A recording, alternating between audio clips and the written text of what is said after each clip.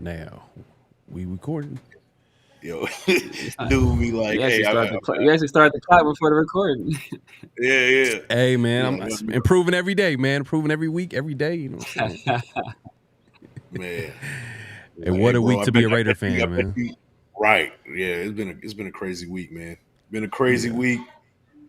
You know, I'm man, it's kind of exciting, but at the same time, we'll get into it, man. We'll get into it. You'll get into it, man. Hey, you know, that betting stuff is crazy, man. Like, I bet you're going to sleep 8 hours and 8 minutes. I got the under on that one. Like, I can't do it, bro. I can't do it, man. I'm sure, like, when Vegas is heaven for a lot of people as far as gambling and shit like that. That's just definitely. You got everything you need is there, man, when it comes to gambling. But that being said, don't forget to like the thumbs, clock in, hit that like button, comment, subscribe, and hit that notification bell. Here we go. Let's go. Great Pharaoh. The gift of Troy is a fabulous fabric from the land of the 5 rivers.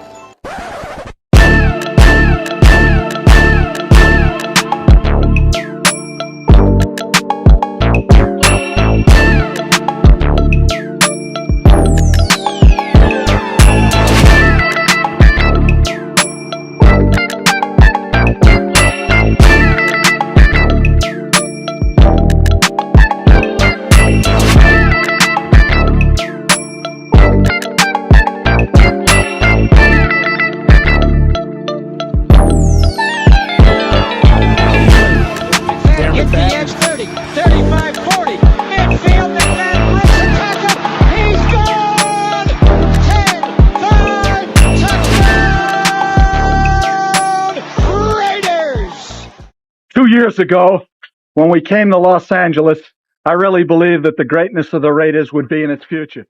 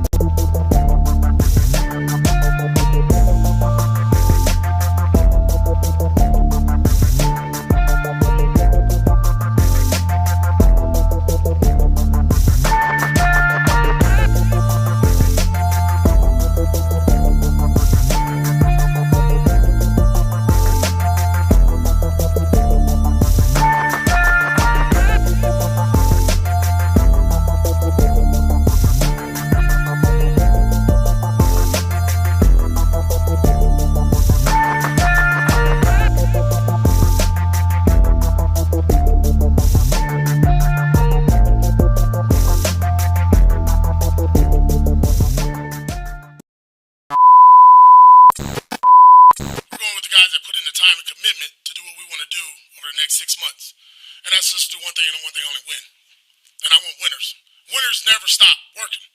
Kick in the front door and let's get this bad boy rolling.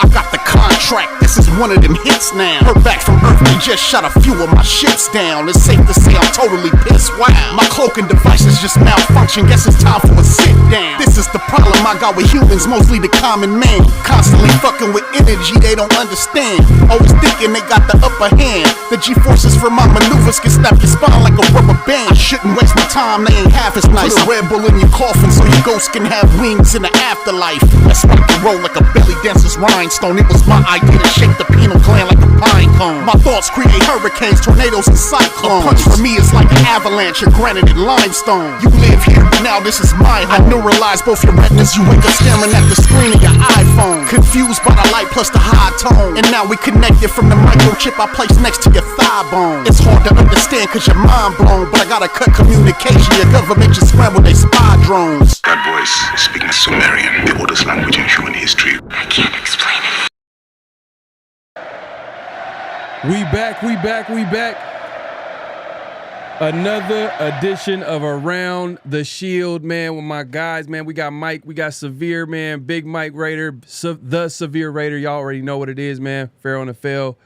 We gonna have a great show, man. What a week to be a Raider fan. What a week, man. It's crazy week. We got a lot to talk about. Make sure to like the thumbs, clock in, hit that like button, hit that subscribe button, hit that notification bell, all that good stuff. We appreciate everybody coming through. Just make sure to, respectfully come in. You know how you respectfully coming in by just tapping that like button. That's all y'all got to do, man. If y'all haven't subscribed, man, hey, man, y'all need to. Y'all need to do that as soon as possible. But what's going on with everybody, man? How's everybody doing, man? Outside of, the Raiders. We'll get into that in a second. But what's going on with you? Man, I'm good. I'm ready to take the folks around the shield, man. We got a lot to talk about, but I'm good. Everything's good. Cool, man. Severe, what's going on with you, man? Oh man, same old, man. I'm good as well, man. Like you said, a lot going on. It's a lot. It's never a dull moment. When you're a Raider fan, it's never a dull moment. It's never just a regular season, right? It's the regular season, but it's never just a regular season. Always something interesting happening. Always. Yeah, man. Nah, facts, man. It's almost like if there is no drama, then something that's weird. That's strange. You know what I mean? As a Raider fan, like, and it's crazy too. Like, I don't know any other way. Just being a fan of the Raiders, like, so I got to talk to other fan base, like, hey, so how is it to be a normal team where we don't have to deal with any type of drama and things like that? But the NFL is an entertainment league at the end of the day, like, so. It's not just the Raiders, but the Raiders are pretty good at it when it comes to entertainment value and keeping it. Man, it's just like a movie, man. Like Devonte Adams, obviously, earlier this week requested that he preferred to be traded, and from recent reports, he's already circled the teams that he wants to go to, leading, obviously starting with the Jets. We heard the Saints in there, Steelers, Bills, things like that. I think the main issue right now is like money as far as what could stop teams from trading for him, especially teams that really need the receiver. I mean, the Chiefs, we're not trading with the Chiefs, man. I'm like right there, and then that's not going to happen. No. Let's stop it there. But people have said the Chiefs would like to get Davante, but money-wise, it wouldn't make sense for them unless like the Raiders paid, which would be like probably one of the worst trades. Like, imagine that, like, which we're not saying that's going to happen. I don't even want to speak into the existence, but the Raiders trading Davante to the Chiefs and paying a portion of his contract to make it happen, that'd be too wild. But that'd be enough to break a dude, bro. That'd be enough to break a dude, man. They can't do that to me, man. Please. Bro, I started watching rugby or lacrosse or something, bro. I wouldn't be watching football no more, bro. Man, hey, man, that would that would just send you in a soul searching journey outside of start reassessing things. Man. Yeah, what's the name of that game you was playing? Talking about, Mike, that you ain't never played in your life. I'll start playing that. What was it called? Snooker. I ended up playing some snooker, bro. I'll start playing. Shout out to Martin, man. Yeah, give me some snooker lessons, bro. Yeah. We gonna be a pool shooting dude, man. I'm telling you, man. Like it's it definitely following professional bowling. professional bowler, my guy Pete Weber, bro. Professional. Yeah, bowler. seriously. Hey, so real quick though, like from some of the teams that I mentioned and some of the teams that I probably haven't mentioned, like what do you think would be a good fit for Devonte Adams? And obviously the Raiders. Outside of, we all know we don't want the Raiders. We don't want Devonte going to a divisional opponent like the Chiefs. Like that's we're not going to talk about that. But and obviously for the Raiders, it's going to be whoever gives us the best deal. But as far as what realistic trade that you can see happening, Mike? Oh man, it's tough, man. Everybody's saying that, the obvious, the Jets, the Saints, things like that, because Devonte wants to play with his buddies and all that other nonsense or whatever. To be honest, bro, I really don't really care what Devonte wants. I don't want to make him happy. As an organization, as a fan who has been duped by this guy. How many times did we defend this guy on this show? I mean, just be honest, right? Like, we came in here and really defended this man. Like, he wants to be here. All the reports that people were coming out and saying, he wants to get traded and things like that. And we were like, that's nonsense. You just hating, things like that. And we ended up getting tomato on our face. So I really don't care. Send his ass to Carolina. Send him to the Patriots. I'm cool with that. Send his ass to where he cannot succeed, and we get some draft compensation. No, I hear you. Because at the end of the day, like it's really what benefits the team, the Raiders, whoever gives them the best deal. I mean, if the Chiefs want Devonte, I forgot someone had a response like 13 first-round picks. Hey, that sounds good. I'll make that deal. Like if the Chiefs, y'all listening, y'all want Devonte Adams, 13 first-round picks, and it will make sense. Make sense. For the next 13 years, we'll get your first-round picks. Exactly. I'll say this. I'll say this, man. It's gonna be a hard time trying to contact the Raiders if I was the Chiefs. If I was like monitoring calls and I saw a Kansas City area code, I'm not answering that. You better find some secondary, third-dairy, fourth-dairy type of ways to get a reach of us. A carrier pigeon, a fax machine, a typewriter. You better find a way because picking up a call from you guys, that's not going to happen. It's just not going to happen. And if that were to happen, that'd be the quickest way for Telesco to get fired. I think he would get the Josh McDaniels treatment out the door, as far as fans just screaming for his, dismissal and But hey, look, we're not even going to talk about that because we know that's not going to happen. Let's knock on wood.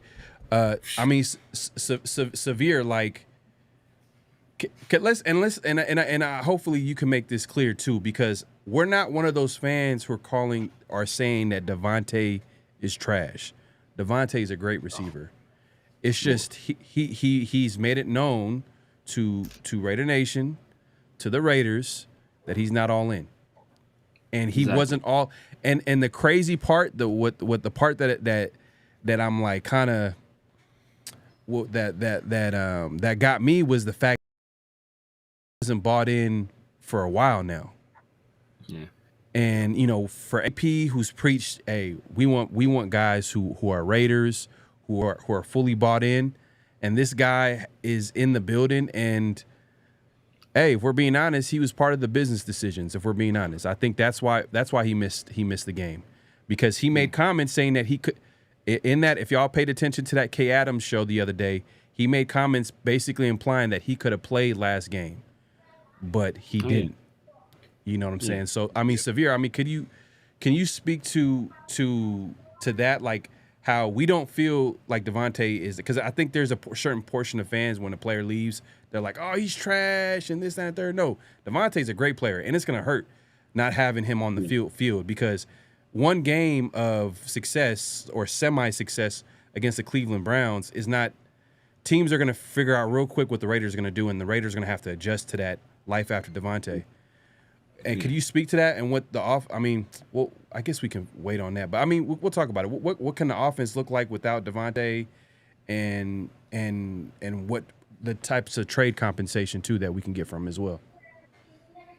Yeah, so first of all, Devonte is still a top 5 receiver in the league, right? He's still a top 5 receiver in the league. Like, make Yeah. no question about that. Like, even with the drops this year, he's still one of them ones, right? So, um, we not on here like doing that nonsense where we try to say he's not good anymore or he's trash because we're scorned or get emotional. Like, nah, we here to talk football. And in terms of football, he's still one of the best receivers in the league. So. Let's just get that out of the way first. Just in terms of trade conversation, man, it's going to be tough just because even though I think he still has this year and next year left on the deal. There's no guaranteed money left on this deal, so wherever he goes to, they're going to have to rework his contract because he's not going to play without any guaranteed money. Then there's the whole issue of how much of the money are the Raiders going to pick up. And all that stuff. So we're gonna have to weave a particular path to try to execute a trade because the team's gonna need cap space. Some of the teams are interested, like the Saints. They don't really have any cap space, so if they want to make a move, they're gonna have to kind of get creative in terms of salary cap. So, which they're good at. I mean, the team. Yeah, which they're good at. They are good at. I mean, people really don't mess with Mickey Loomis, but Mickey Loomis is good at that because every year these fools is like damn near over the cap, and they always figure out a way to get under it. So, I prefer not to send him to the Saints or to the Jets because I know that's where he wants to go. If we're getting Chris Olave or Garrett Wilson back. I'd consider that. Because those are young wide receivers, young dynamic receivers. They're not on Davante's level, of course, but you still add another weapon into your offense. And another place I'll be looking at is the Eagles, right? They got AJ Brown, they got Devonte Smith. They're probably not giving up AJ Brown, but there's a possibility maybe we can get Devonte Smith out of him. He's another young guy. I know they want some more like polished seasoned weapons up there, so that's the team I'd look at. But it's gonna be hard to get compensation for him just because he's on the wrong side of 30. He's gonna want more money, and then just his past volatility, right? He forced his way out of Green Bay because he wanted to come to Las Vegas. Now he's forcing his way out of Las Vegas because he doesn't want to play with the quarterbacks we have here. So it's going to be kind of difficult to find him a proper landing spot. Hey, I'm going to say this too, man, because I know you guys are like kind of on we don't want to send him to where he wants to go. I'm more like, who can give us the best deal? Outside of, I preferably don't want him in the same conference and in the same division, for, obviously competitive reasons. We don't want to play Davante and him have a great – I don't want to see that. No one wants to ever see that. So if the Saints want him, he's in the NFC. We ain't got to see him. Like, I don't care. Yeah. You know what I mean? We got to see him this year, though. Yeah. We do. But at one game, you know what I mean? One game, and I don't care. If the Saints want to give us a first or second and a good player or even a third and Chris Olave, I'll take that. I would take that. And I would definitely take – I've been talking about this, Garrett Wilson, because Garrett Wilson and Aaron Rodgers right now, they have kind of bumped heads at times, and also their chemistry ain't right. So that's something to keep an eye on, like, because if the Jets were a greatly run franchise, they would never make a trade with trading away Garrett Wilson. But the Jets are like the dysfunctional team on the East Coast. Yeah. And they're all in on winning right now. And Aaron Rodgers, if Aaron Rodgers like, hey, I'll play for the next 4 years. Yeah. And they package a draft a compensation which would include a second round pick or even a third round pick and Garrett Wilson, I'll take that any day. Because Garrett Wilson's on a rookie deal and he's probably one of the best young receivers in the NFL. Like, he's not at the top, based off production, but we all see the talent in Garrett Wilson. Like, perfect deal for the Raiders because they're kind of, I don't want to say, if we're being honest, they're kind of semi in a rebuild mode. A little bit of rebuild. They're saying they want to win, but if you're going to – when you trade away Devonte Adams, you're kind of saying that you're gonna blow up the offense a little bit, like because he's the guy that led the offense. He's that veteran, and now you're gonna go younger. You know what I mean? And you're gonna go cheaper. And they started it in the draft by getting JPJ. I'm sure next offseason they're probably gonna do the same. Maybe add some more young pieces in the draft again. I mean, Mike, what do you think? Where do you think the direction of the Raiders is at this point with Davante being traded? I truly believe in an addition by subtraction. Like, we've heard that before, and you see the Bills, they improved their offense minus a Diggs. Diggs is gone, but their offense looks better than ever minus this past game against the Ravens. But the offense is improved without him. Mm-hmm. I'm not going to jump out the window with the Raiders saying that we're going to be an improved offense, but we've seen it, in that Browns game that it was, things were distributed a little bit differently. They were a little bit more creative. Maybe, that pressure on Gardner Minshew, whoever the quarterback is kind of lifted off of him from not having to worry about getting Devonte Adams, these amount of touches and this and that, and kind of forcing the ball to him or we don't know how Devonte Adams is in the huddle. Maybe he's like, get the ball to me. I don't care. Throw it to me. I don't care. Hey, I could take this dude. That's if you're dealing with another battle within the battle, that could also be a problem for a quarterback.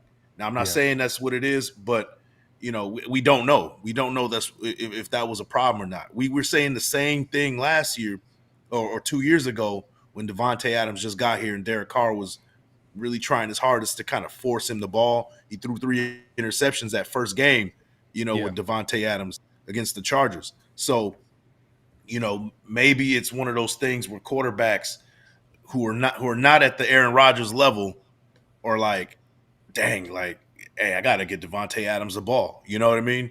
And in that situation, maybe Aaron Rodgers is the only guy that can kind of work with him, and get him the rock in the way that he wants the ball.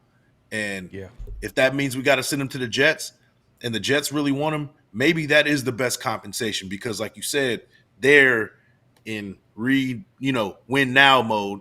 We know that's a bunch of BS, but they're in win now mode, and maybe they feel like they're Devonte Adams away. So if that's the case, go ahead and send us that first real quick.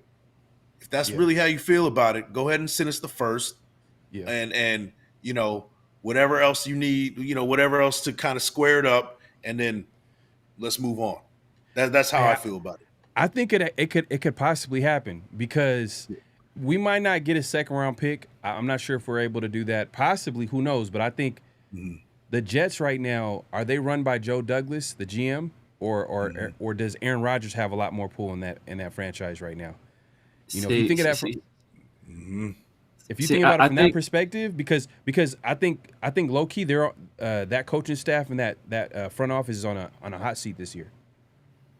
Yeah, but the thing is that Aaron Rodgers, have you ever heard the saying, like, as soon as you drive a new car off the lot, you lose like $8,000 in value. As soon as the Jets saw Aaron Rodgers playing, his control over that franchise diminished greatly. The thought of Aaron Rodgers and what he can be with the Jets was greater than what we're seeing actually Aaron Rodgers do.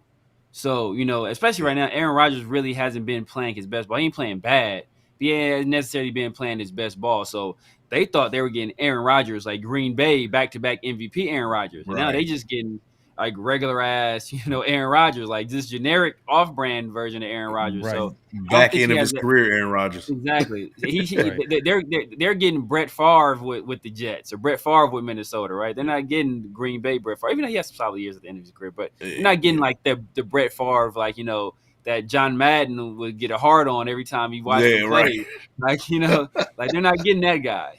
So I think his value, he doesn't have that much control. And think about Davante, much to like what Mike was saying, it's addition by subtraction for two reasons. Obviously, the guy didn't want to be here.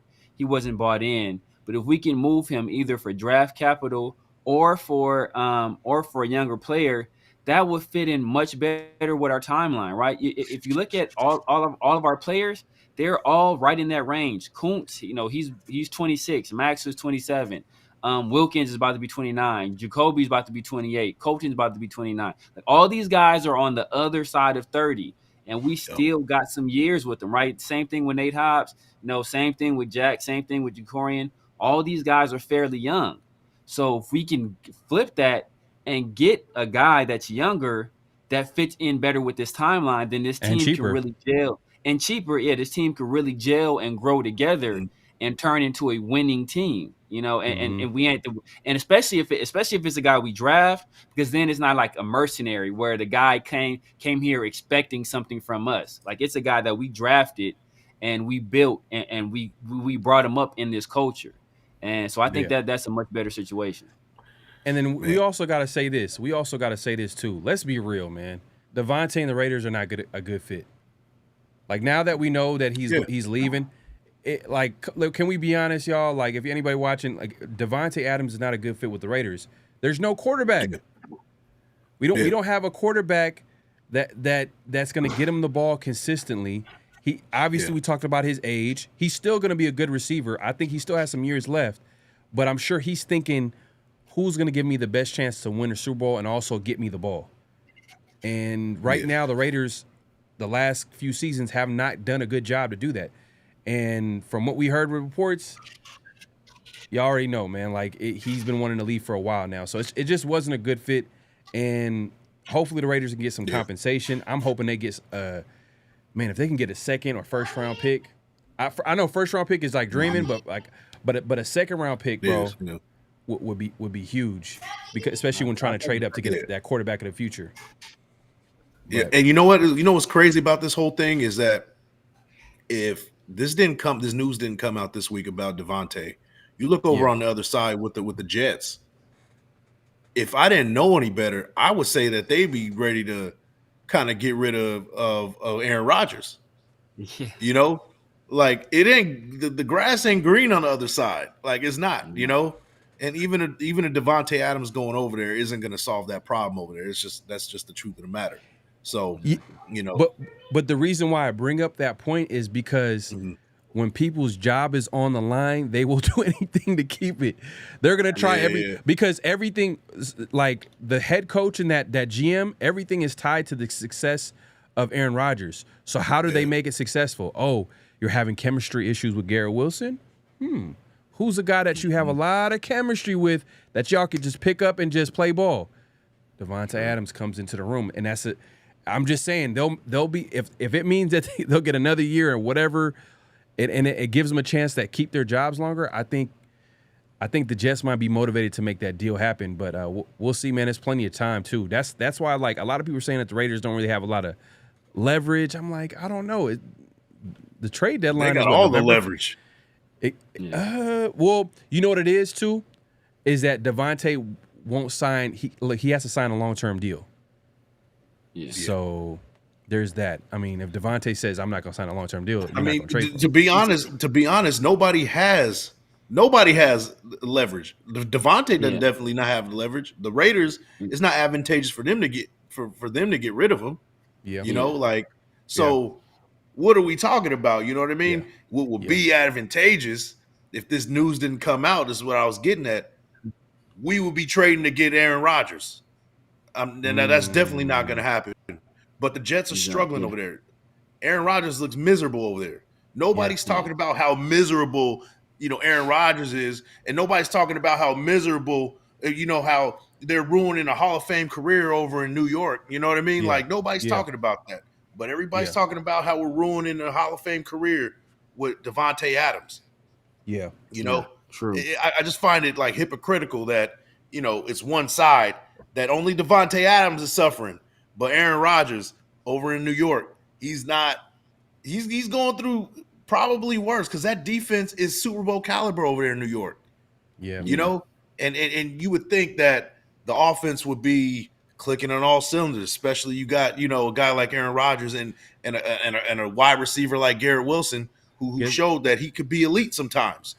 So guess who their OC is? Nathaniel Hackett. Is it Hackett? If I say, is it Hackett? Right. Yeah. That's it. See, but that's a Devonte. See, Devonte learned from the best. because Davante brought in this guy Luke Getsy, and then same thing with Aaron Rodgers. Aaron Rodgers brought in this guy, Nathaniel Hackett over there. So that's why he has that job. It's because of A-Rod. And you know what? That's even more like. Because Sorry, bro. A-Rod I wants meant to cut you off. No, go ahead. Go ahead. Man, bro, like that's the most frustrating thing about this thing is that Devonte Adams even got his guy in here. Nobody wanted Getsy in here except for him. Yeah. That was his guy. And now he's turning around and saying he don't want to be here. Like it doesn't make any sense. Yeah. It's not advantageous for either side for him to get out of here. It's more advantageous to bring an addition to make him happy. But of course he's already said he wants out. So I don't know, man. I'm gonna play the other side to it, because everybody, obviously we're all like frustrated with Devonte Adams. But before you do that, I just want to speak on the leverage part real quick. So go ahead, go ahead. The only team where we may have some possible leverage with is with Aaron Rodgers and the Jets, because like both of you guys kind of stated, like everybody's kind of all in the situation, right? Yep. And it's a short term thing. Mm-hmm. Aaron Rodgers ain't playing for no long time. He has this year, next year, maybe another year after that. So they're not good. So they shouldn't be expecting to try to sign Devonte to a long term deal. Devontae's 32 years old. I'm sure they don't want him 35 years old trying to come up with no young quarterback anyway. So they're kind of in a push all the chips to the middle of the table right now. Let's make it happen right now. So that's the only team where we may be able to extract a little bit of leverage out of. But even with that, we need some other bidders there at the table, because if they're the only show in town, then it's just a stare down at that point. It's like we're playing chicken and seeing who blinks first. I think there's other teams. I think other teams are interested in Devonte Adams. People I think there's other teams, just look around the league. A lot of teams would want a number one receiver, and Devonte Adams is not just a receiver where you could say, oh, he's clearly slowing down. It's not like a situation like Dez Bryant, where Dez Bryant's like prime was real short, but with Devonte, his game's a whole lot different. It's a lot of it has to do with skill. I mean, there's a level of like quickness and explosiveness too with Devonte. But I was gonna say, like, just to play the other side to it is a lot. We should also look at the Raiders too. There's a little bit of the Raiders here that's all at fault, and I think more than a little bit, a lot, because if Devonte was from the previous regime, if we're being honest, it didn't work out. He came here because of Derek Carr. We all know that. It's well documented. They said it. We all know that, right? And based off the reports, I think Severe, we were talking about this earlier, like as soon as they found out that Devonte team went up to the Raiders and said and threw an idea of a change of scenery, he should have been out of there. The Raiders should have just been on the phones and looking for the best deal possible for Devonte because at that point, that this guy is not all in. So which to bring it back full circle to when you guys talked about Luke Getsy, like if this is a guy who his representation went up to you and said and basically implied that he wanted to get traded, why would you even take his consideration into who the OC should be? You should take into consideration what type of team that you want. And I think maybe that's probably the frustration of AP, because you could tell he's mad about that whole like Devonte situation. You could see it. For him to like a post of Devonte playing his last snap as a Raider, for him to like that, you know how mad you got to be, because everybody's going to be watching what Antonio Pierce is doing. He's the head coach of the Raiders. Yeah. Like for him to do that, he's for sure mad. Even when they were asking him questions about the whole situation, like you could tell, like he's heated about it. You can say, F Devonte. You could tell that it was a problem. Yeah. But this stems back to that preseason game, and we called it here. We called it here. Hey, there seems to be a rift between the two. We said it. You can't you got a coach saying one thing and you got a player saying another thing, and hey, it seemed like Devonte made a business decision in that situation. Yeah, it really does. You know, he missed a hell of a lot of training camp. He missed a lot. Yeah. Now I understand he had a kid. He had a kid, but you know, he missed. Shout out to Elite. She said it yesterday. You know, from a man's perspective, yeah, you there for a few days. You know what I mean? But you're going back to work. You're going back to work shortly after that. Exactly, bro. Especially, and just put in this perspective, like if you felt like your team is in a position to win now, you know, you're gonna kiss the baby, kiss the wife. I gotta go. We got a title to win. Exactly. Yeah. Exactly. But what did he do? He took an extra week off. You know, he didn't. You know, his priority wasn't the Raiders. 2 weeks. Yeah.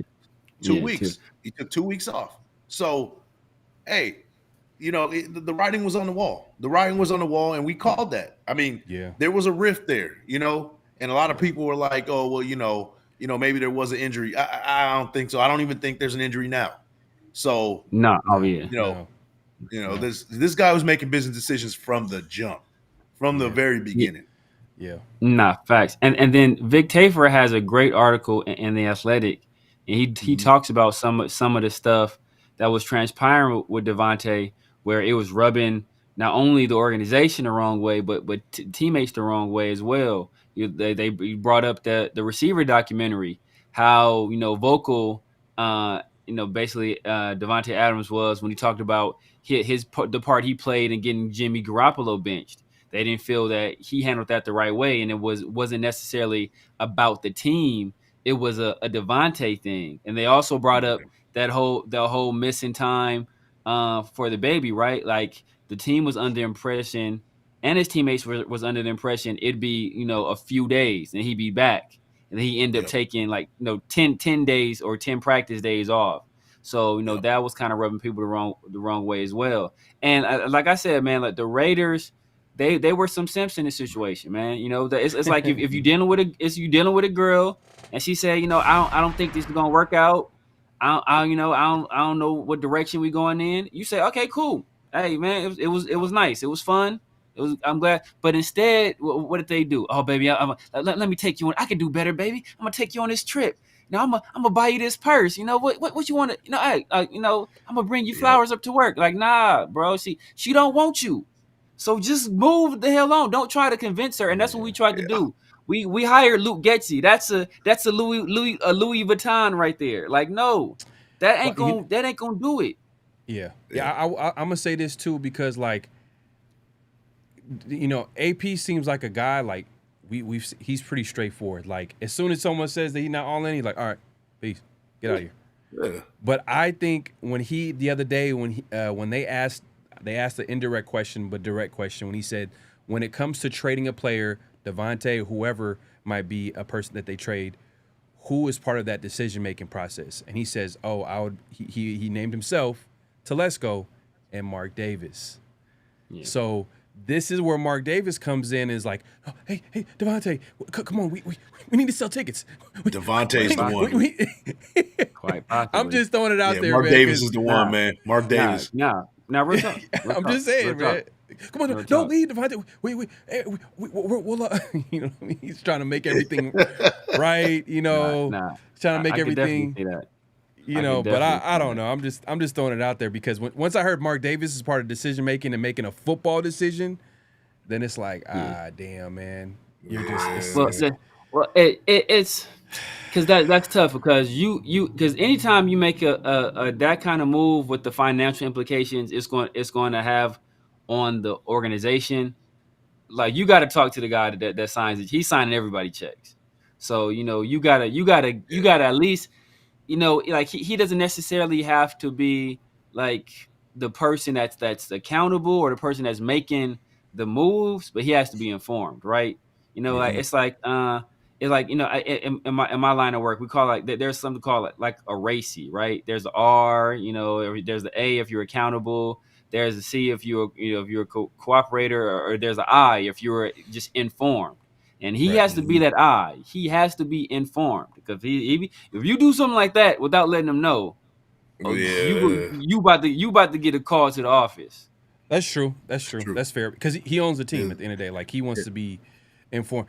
I just hope I just hope that he just wasn't part of like, nah, I think Devonte, we can make it work, you know? Like, I think we can. I can see him doing that, though. That's what's, I can see him doing that, though. That's what's like, I can see him doing that. Like, let the big dogs make that decision. Make Telesco, who you know, that you brought in because he was experienced, and AP, who's a former player, make that decision because, you know, but I don't want to throw it out there like it happens, but we've seen it, we've heard it, you know, Mark has done things where he basically is letting you know that he is making football decisions while in the same breath say, oh, I'm not a guy that's a football guy. You guys know that.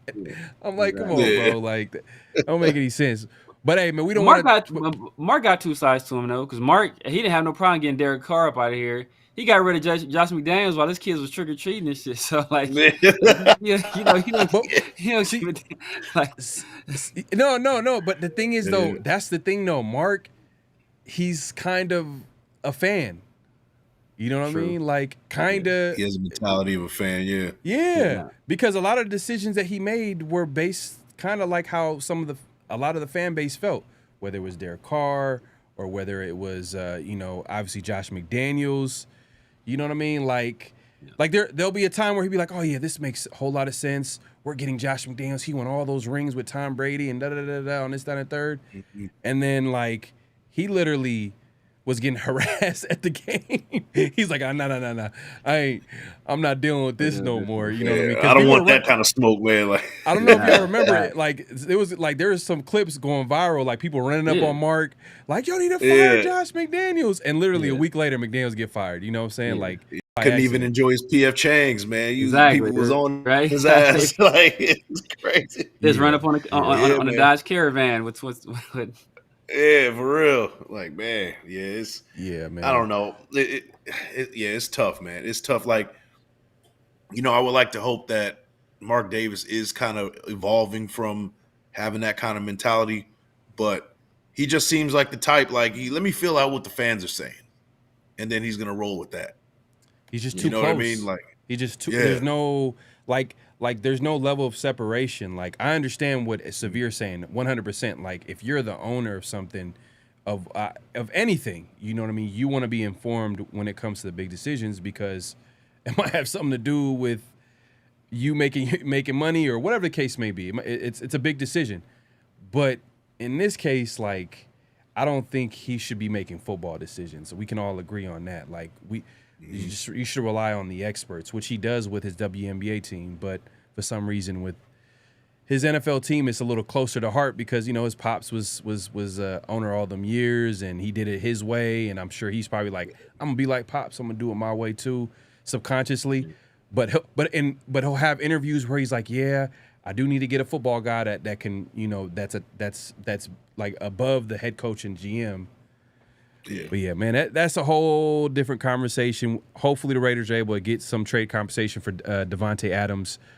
They do have a game this week. You know, I don't know if y'all forgot, but they do have a game this week.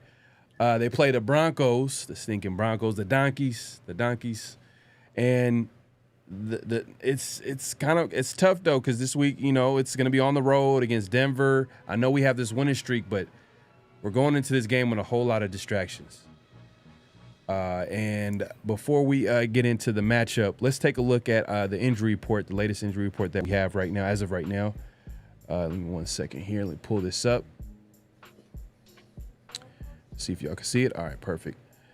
And you see Max Crosby, obviously still dealing with that high ankle sprain. He's out. From what we heard, the beat writers are saying that he was like training on the side. So he's trying to get back on the football field. But, you know, the Raiders are not going to rush it because, you know, you don't want to the high ankle sprains take a while to recover, to be honest with you. It does. If we're being realistic, it's like a 4 to 6 week timeline. Maybe Max is a freak athlete where he could come back in half the time possibly, but yeah, we'll see. Divine Diablo is still out. That's big right there because Luke Masterson has been one of the worst linebackers I've ever seen in my life. in space. Like I feel like every time it's a one-on-one situation, he's getting broke. Like he can't make that open Yo. field tackle. Like it's crazy. Watson smoked his boots on one of them moves, bro. Oh He put a my move on God. him. Yeah, that was nasty, man. Yeah. Something terrible. Somebody else did too. I think it was a catch out toward the sideline, and dude, I think he like Masterson over pursued it, and like it was just bad, bro. It was really bad. How's Tyreek McAllister, bro? You had 2 plays in entire game. Tyreek McAllister. Yo, every time he touched the ball, he was getting wrecked. He was getting wrecked.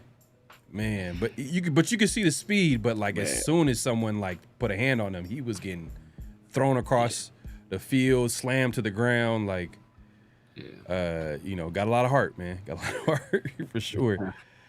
But Thayer Mumford is still out, so it's probably gonna be another week of Glaze, Diablo. I mean, who do you guys want to see out there? Instead of obviously we don't want Masterson out there. We'll see who the Raiders roll out with, just because he's been struggling. But who's the linebacker that you want to see take that weak side linebacker spot?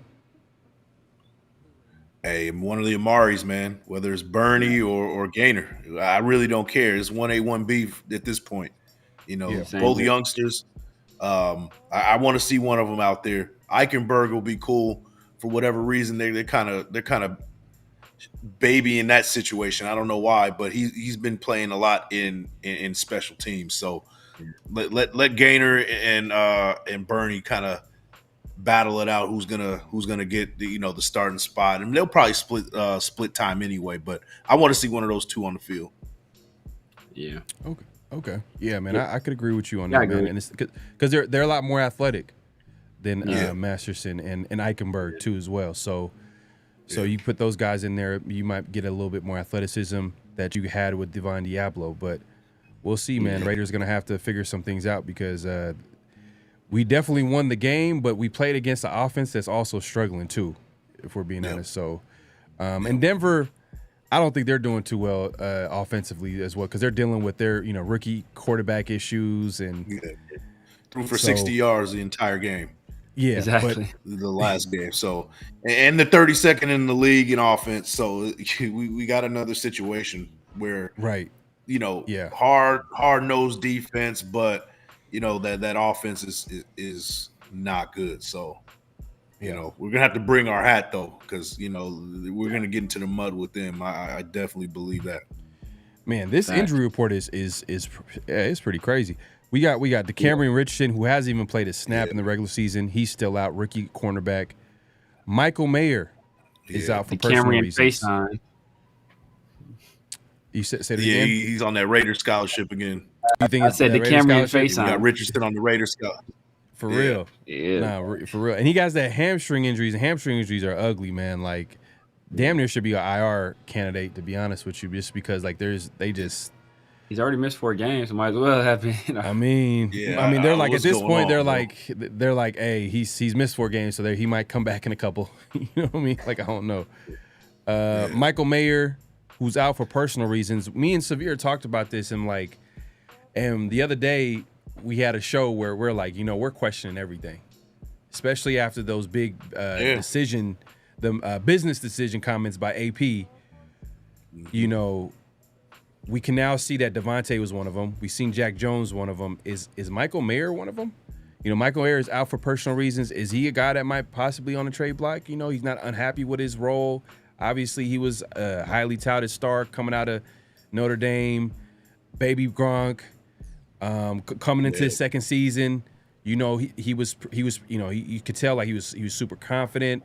He definitely thought he would have more of a presence in that offense. He hasn't really. Team captain too as well.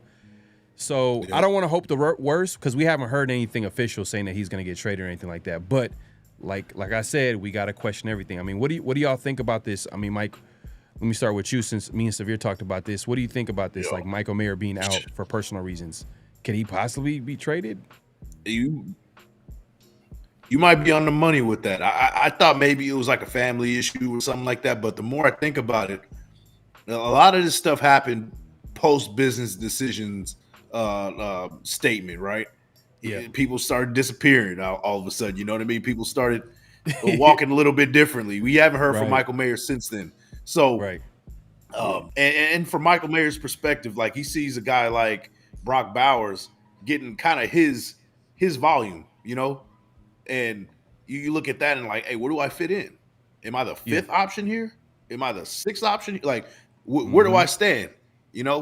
So, and we don't have the quarterback that can really like kind of operate it and get both involved, unfortunately. So, he might be like, hey, give me somewhere where I can succeed. Put me somewhere else. Now, the problem with that is like, what do you get for him? Because getting like a mid-round pick is not enough. It's not enough. Michael Mayer is still until proven otherwise, I think he's still, he could be a top 10 tight end in this league. Yeah, I believe. He has that potential to do so. So I don't. Yeah. I just don't. I don't want to get rid of him for a fourth or fifth or anything like that. Yeah. Maybe you package him with a Devonte Adams, and then maybe you do get that first in that situation from a team. And Garrett Wilson or something like that. If we can do that, I'll do it. Yeah. It has to be a package deal. Like he can't just be an individual trade, because then we get scraps for that, and that's not good for business. That's not good for the team. But I think Harrison Bryant is probably playing better ball than Michael Mayer at this point. So Harrison Bryant, I don't know if you guys saw any of the tape, but a lot of his presence was felt through the blocking. He's committed to being a blocker, and he'll get the ball from time to time, but he's not one of those guys that's like, I'm a highly heralded guy, like, get me the ball, I feel a certain type of way about it. He's playing within his role, and he's comfortable with doing that, it seems like. So addition by subtraction, like we said, it just fits better with what we're trying to do. Did you see a lot of good stuff from Brock Bowers blocking as well? Yes, but a lot of times, particularly on that opening drive, where they score first, that first score they had, not the opening drive, but that first score. Yeah. He was lined out as a receiver, so he was getting motioned in and kind of like put into the C gap. Put into the C gap and going in there and making blocks. He was doing that, but he was getting motioned in as from a receiver.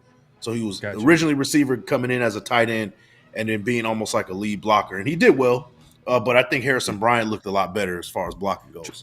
Traditionally, as a tight end, Harrison Bryant was a good blocker, is what you're saying, basically. Yeah. Okay.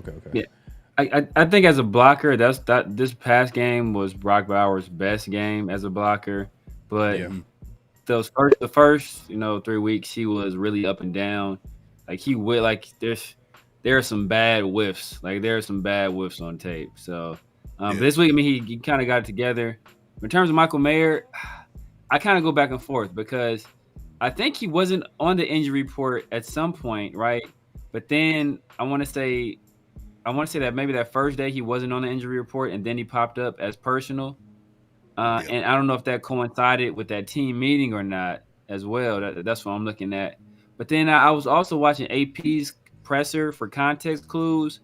And, in that first presser, like he really wouldn't – like usually he calls Devonte, he calls him Tay. But at one point he called him Adams. Another point he called him 1-7. Like you can tell like there was like some animosity there. But when he talked about Michael Mayer, he was still like, oh, yeah, Big Mike. So he's still Big Mike, I think he's still Big Mike. So I think that he still may be good with AP. That's just me like trying to find context clues, try to read between the lines. But hey, you never know. But below the surface, there could be some stuff going on. Yeah. I mean, hopefully everything's good, man. Because AP's for sure definitely keeping it close to vest. Like he hasn't really said anything. When people ask him, like, yeah, he's out for personal reasons. And then when he's coming back, when he's done with his personal stuff, I'm just like, damn, like you're not giving a damn clue, nothing. So hopefully it's I don't want to imply that, I know the other day I was like, hey, I think he possibly could be traded, but like, man, these days you have to question everything, man. After the famous, whatever you want to call it, man, the business decision comments, man, we've seen people, we're seeing a lot of hey, one thing I'll say, AP's following through on his comments. I'll say that. Yeah. I'll give him that. He is following through on his comments. But just to take it back here to the injury report, we see Mwaga, linebacker. He's also not practicing. Devonte Adams, we all know that whole situation. Dylan Parham. Yeah, partially torn labia. Oh, Parham? What? No, never mind, man. Devonte Adams, yeah, hamstring. I said partially torn labia, man. Hey, exactly. Folks out there, go ahead and look up. Put it on incognito mode and look up the word labia if you don't know. That's there.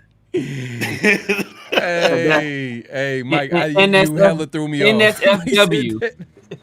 That's NSFW. Yeah. I thought he said partially torn labrum. Damn, man. No. Hey, that's hilarious. That is funny. He tore his labrum, tied himself in the back, but no, he said labrum. Yeah, right. Yeah, I thought you said labrum. I was like, nah, definitely not. A little lower than that, bro. Oh man, that's crazy, man. Shots, that's whew.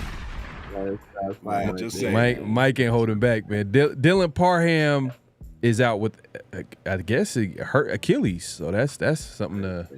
Yeah. They also said he could have came back. You know. Yeah. I heard that same thing as well. He could have came back. They're nursing it right now. They're being real precautionary. Okay. I expect Parham to play. He should be out there. We'll see what he does in that all important Friday practice before the game. So we'll see. Yep. You know, if he plays that, then if usually that's a good sign that most like there's a chance that he'll play that game. But as of right now, he hasn't practiced all week. Like we said earlier, Tyree McAllister, man, them body slams, they're great. Like he was getting. Man. Whew. Welcome to the NFL moment. I mean, he's getting with the RKO. He was, hasn't practiced all week. Yeah, like he felt it on Monday. I mean, he probably felt good after that win on Sunday, but he definitely felt it on Monday. He hasn't practiced all week. Colton Miller didn't practice on Wednesday. Back limited practices, so that's good. Like he's getting back to. He still don't look the same, man. He still don't look like how he used to. That's a problem. That's really concerning for me, man. Like that shoulder. Now he got a knee too. Like it, bro. I don't know, man. He's breaking down. You think so? He's breaking down. Yeah, I mean, well, he's not even 29 yet. I think he turns 29 next month. He's not even 29 yet, man. So I hope it's not that. Well, I'll say this. Do you think missing an entire offseason to a player, a veteran like Colt Miller, that can really affect him, an offensive lineman that can really affect him, missing the entire offseason? At this point, you should be good to go. Yeah. To me, I think week 5, you should be in the full. You know, you got the routine down.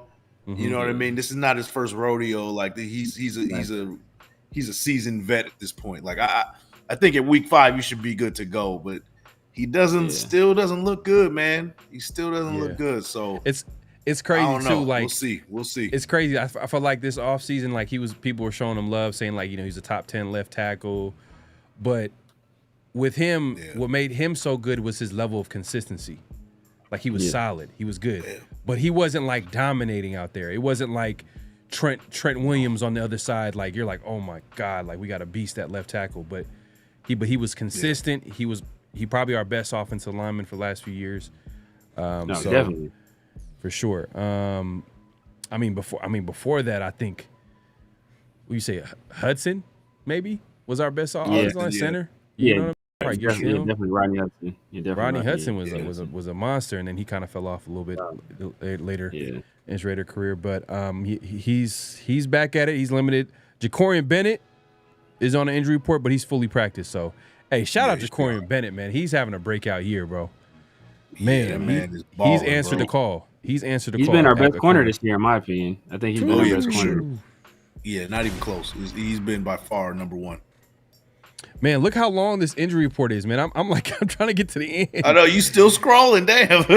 Yeah, but Trey have the damn roster on there. Yeah, Trey Taylor was activated this week. So Trey Taylor, safety. Do you guys see him coming into this game, or it's probably going to take a couple weeks for him to get back into the flow of things, football shape, and all that stuff? Yeah, I suspect he's going to be inactive by the time the game starts. Yeah, yeah, agreed.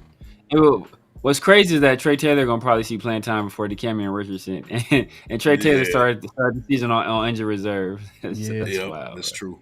Yeah. Zamir did not practice, so he's dealing with a groin issue. He was limited on Wednesday, and then like his latest practice on Thursday. So we'll see how it looks like on Friday, which will be today when y'all watching this. So we'll see what that looks like. But Zamir is, and this might open up the door for maybe even if Zamir probably is able to practice on Friday, this might open the door for Matterson to be more featured more, and Zamir just probably come in as more of a complimentary piece on offense because Madison right now he's the hot hand right now. Yeah. Isaiah Pulamayo. Plus Madison is definitely going to get the majority of the snaps in this game. I mean, Zamir went down on Tuesday with that groin, so if he does have an injury, it's not. He's going to be. I don't think we're going to see much of him this week. I mean, if I had to guess, we're not going to see much of Zamir because of the injury. Yeah, and we'll see. I mean, Isaiah Pulamayo is he's good to go. It looks like fully practiced. He was on the injury report for personal reasons. Did he have a child? I think that's why he missed Wednesday practice. Okay. Yep. Yeah, shout out to him, man. Yeah, shout out to him. Congrats. He's gonna be out at least 2 weeks then, right? At least 2 weeks, right? Yeah. Oh, 2 weeks or not, man? Maybe he's taking the Devonte special. Well, he had to, he had to repair that labia that he tore. He turned in his FMLA form. We're gonna be out 2 weeks. I think Raider Nation is celebrating right now. We don't want to celebrate a player getting hurt, but Luke Masterson might have found his way off the field with. Looks like he's hurt right now, so he's dealing with a knee issue. He didn't practice on Thursday, so we'll see how that goes. He came up hobbled on Tuesday. As well, him and Zamir. So, he might be sitting out. We're definitely gonna see one of the Amaris, either Bernie or Gainer. So, we'll see, man. Because the undrafted free agents are making plays right now. Snowden obviously ended the game with the sack last game. I mean, he gives the Raiders a little bit of speed over there. Obviously, they lost that with Kuntz at edge. So hopefully, maybe one of the linebackers, Bernie or Gainer, could come in. I want to see Gainer. I want to see how Gainer looks like with the starters. Like, I want to see how he looks because he was making plays in the preseason. I know preseason is a whole different ball game, and NFL is where it's official. But I just want to see how it looks like for him out there. And I know you mentioned some things about him, like how the Raiders can utilize him, blitz him off the edge, find ways to get him involved. So I kind of like that. I want to see how the Raiders could to take advantage of his skill set. But Cody Whitehair is also on the injury report, limited practice, but most likely I think he'll be good to go. Probably might come in for it looks like Dylan Parham. Yeah, man. So we'll see. But man, Raiders are beat up, and look at the Broncos right now. I don't like this. Yeah, they're pretty much full strength right now. Yeah, full strength. Outside of the guy, I think a young running back that they really like, it looks like he's probably going to miss this game. But everybody else fully practiced. That's on the injury report. So, yeah, man, that pretty much wraps up the injury report. The Raiders kind of been dealing with some. If you think about it, a lot of the games that the Raiders have played are pretty physical. I mean, that first game against the Chargers, physical game. Baltimore Ravens, physical. Even against the Browns, man, super physical. I'm not going to call that Panthers ass whooping a physical game. We got physical, but it was exactly. But yeah, man, let me get back to it, man. So back into the game now. Like, all right, what? Let's just get into it, man. The Broncos, they are not a team that we should say, oh, is it going to be a hard game, tough game? But they do have a really good defense, really tough defense. It's going to be on the road. And the Raiders already have a whole lot of distractions they're dealing with. What would you say the keys to the game, Mike? I mean, if you just had to name one. Naming one. On the road. To get this W. On the road. Quarterback play. Quarterback play. Simple as that. Let's see what Gardner Minshew can do. I want to see creative. I want to see some more cross routes. I want to see the tight end get more involved. Get the tight end. See if we can get Trey Tucker, open in some certain situations, short routes and things like that. Let's matriculate down the field and demoralize defense, and started with the pass, and then kind of leading to the run. But I want to get the tight ends involved in this one. That's my key to the game. Get the tight ends involved. I mean, hey, look, I think the identity, so this is what I'm saying too, because I know I mentioned Michael Mayer earlier, and I was saying that he could possibly get traded, but like, hey, at the end of the day, like if Devontae's leaving, I think I could see Michael Mayer being featured a whole lot more, especially if we can get that run game going. Man. This entire offense can change, especially with Davante out. Now they can fully commit to, severe shout out to him. And he was talking about how like they can really feature Brock Bowers and use some of the stuff that he did in college and the type of offense that he was in. So, hey, I think the Raiders can do some stuff, but we got to see it because Denver's they're going into this game the third ranked defense in the NFL, man. So it's going to be a tough defense. Severe, what would you say a key to the game to win this game? Kind of similar to what Mike was saying, but a little bit different. I'm just going to talk about offensive ingenuity. I think we have to be creative to attack this defense. I think straight up, while I think we have the skill position players, I don't think we have the quarterback to really beat these guys straight up. I mean, two of the better quarterbacks in the league, conceivably right now, Baker Mayfield and Aaron Rodgers, they both lost to this team, right? One of them lost to this team with Bo Nix, as Mike alluded to, only throwing for 60 yards. So I think we kind of got to get creative.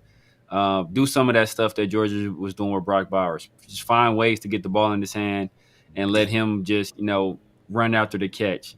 Find ways to get Jacoby more involved. I doubt if Michael Mayer is back this week, but like Brock Bowers is used to running that run with another tight end. He had Darnell Washington at Georgia, so like we need to utilize these guys. I want to see us maybe hit Trey Tucker. We've been missing him. Hit him on a deep route. Do some jet sweep stuff. Do some more RPO stuff. Some misdirection stuff. Like take advantage of this defense's aggression. And I know right now I think Zach Allen he's leading the league in pressures. Playing on the interior of that defensive line. So use our speed to attack the perimeter.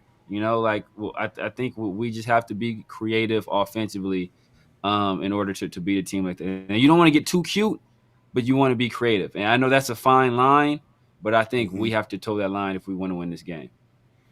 So we got to get creative on offense, and then Mike, you said we got to get the tight ends involved.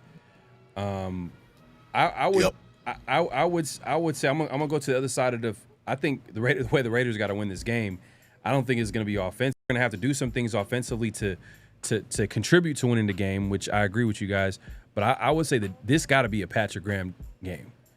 Rookie QB, we got to figure a way to dominate the line of scrimmage, get after him, make him force a lot of turnovers. I think that's going to give us a chance to win the game. If the defense, we got to win ugly.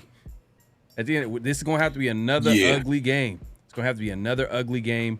We're kind of beat up right now as far as the team and the injuries and stuff like that.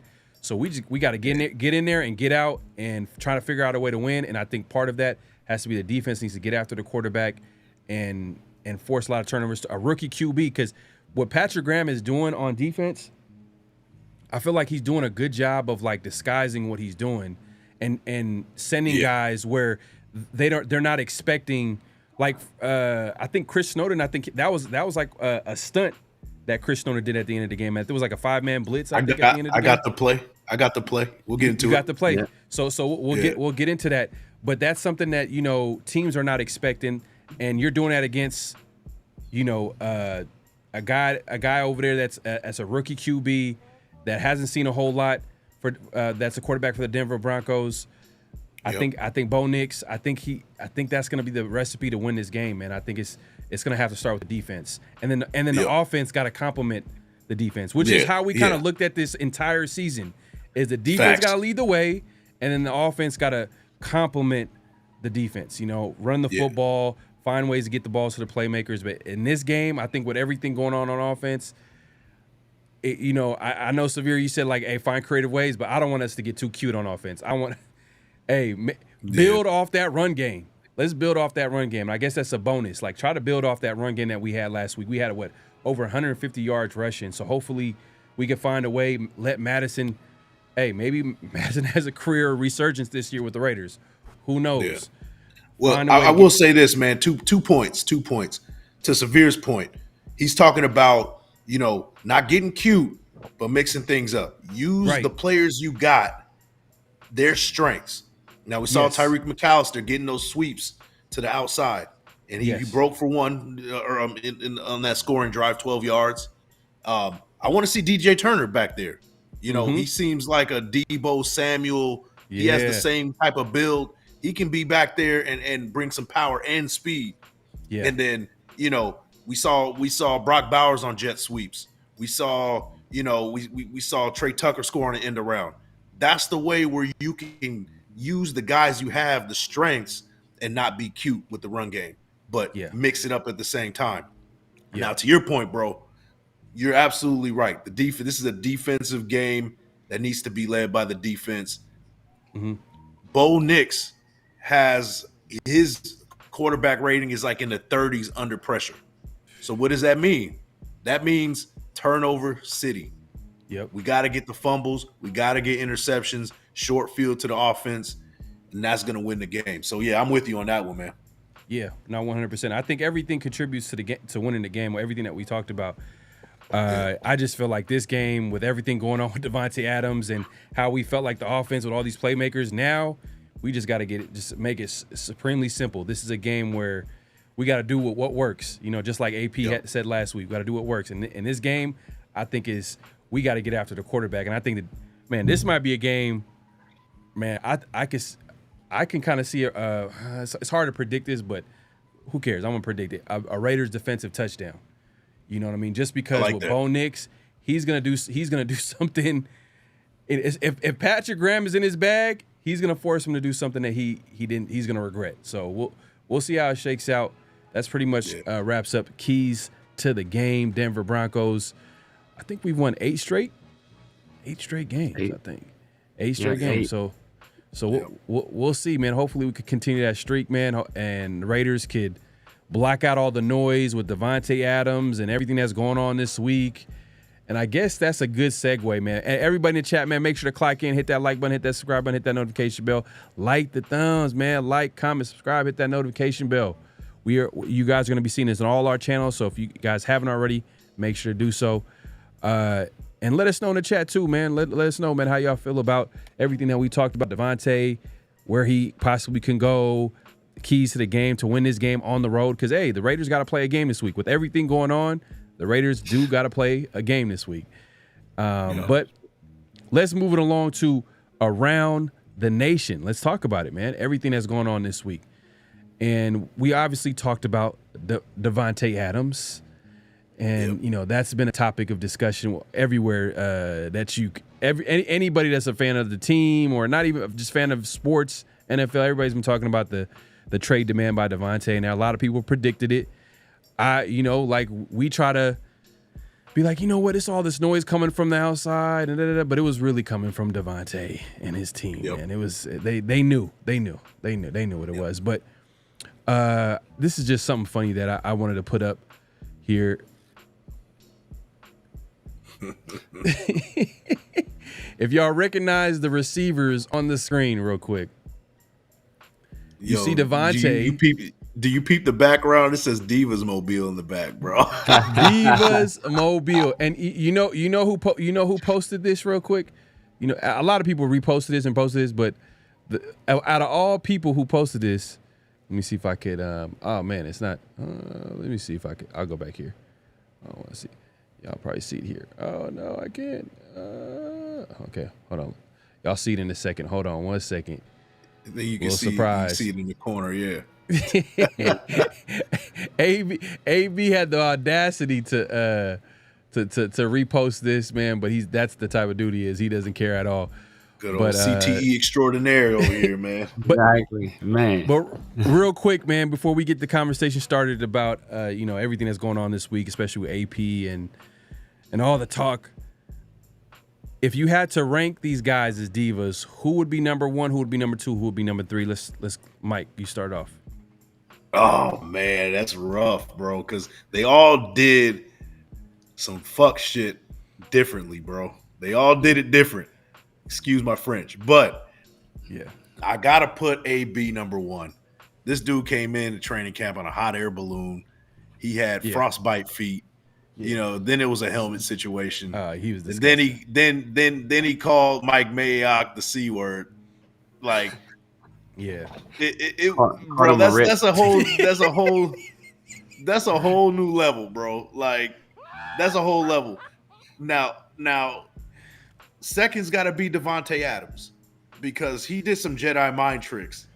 He's making it look like that he's the victim here, like he's the one that's not at fault, not at fault at all. Like this is he's the victim. He's being a prisoner. The Raiders are keeping him hostage right now. He's got everybody believing that situation. He had us all believing that he wanted to be a Raider, that he was a Raider for life. He ain't going nowhere. He had us all fooled. So he's second behind Antonio Brown. And, Randy Moss was the original diva, right? He did it in the traditional, conventional way. He didn't do this, extra tricks and things like that. He was like, I'm not getting the ball. We're not winning. Get me out of here. So I got 1 AB, 2 Davante, and 3 Randy Moss. Man, severe, man. Who you got ranked? I'm gonna probably go with number 1 AB. Yeah. Just because we didn't get a damn thing out of AB, bro. We didn't get He did all that. He did all that to not play not one snap, bro. Yeah. We didn't get a damn thing out of AB, bro. And all we got was stories of how he was destroying everybody in practice. Yeah. Like he destroyed everybody in practice and then just did when he wanted to. Like, all right, I'm gonna cook every DB you got on the squad and then just leave with his people. To this day, too, Derek Carr, like I think I see a podcast, Derek Carr was talking about like he's like and it's the funny thing is AB has took shots at Carr but to this day, Derek Carr's like, that dude is one of the best players I've ever seen in my life. Like, that's how great a player Antonio was. His work ethic is otherworldly, bro. Like Kobe type work ethic, Max Crosby type work ethic. Like even Max Crosby was like, bro, he's the hardest worker I've ever seen in my life. Like Max Crosby, who was a legendarily hard worker, was like, AB is the hardest worker I've ever seen in my life. It was crazy how hard this guy practiced. So, but we didn't get a damn thing out of him. But a whole bunch of headache. And some hilarious moments, including that posting that phone call with John Gruden. Oh, bro. He emasculated John Gruden, bro. That was just a horrible look, man. Yeah. But number 2, man, I gotta go. I gotta go Randy, man. Just because I gotta go Randy, man. Because he quit. Now he just sandbagged it, man. He sandbagged it. Made it look like he was done, bro. And then the next year that fool like leads the league in touchdowns. Yeah. Everybody that was watching the game, you didn't even have to be like a person that studied film. You could see Randy just walking his routes. Like he wasn't even. Man. Bro, it was bad. And Randy was my favorite player too, man. Like Randy and Davante were both my favorite players at the time they got to the Raiders, bro. I've never want my favorite player to get to the Raiders again, bro. It does not end well at all, bro.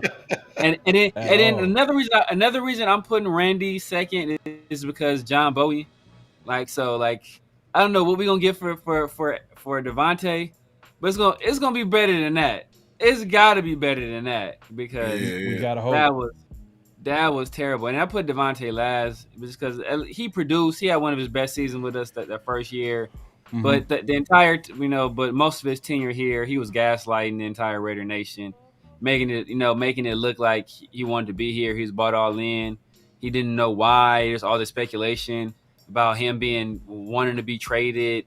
When behind the scenes, he's telling the team like, yeah, I'd really rather not be here. So.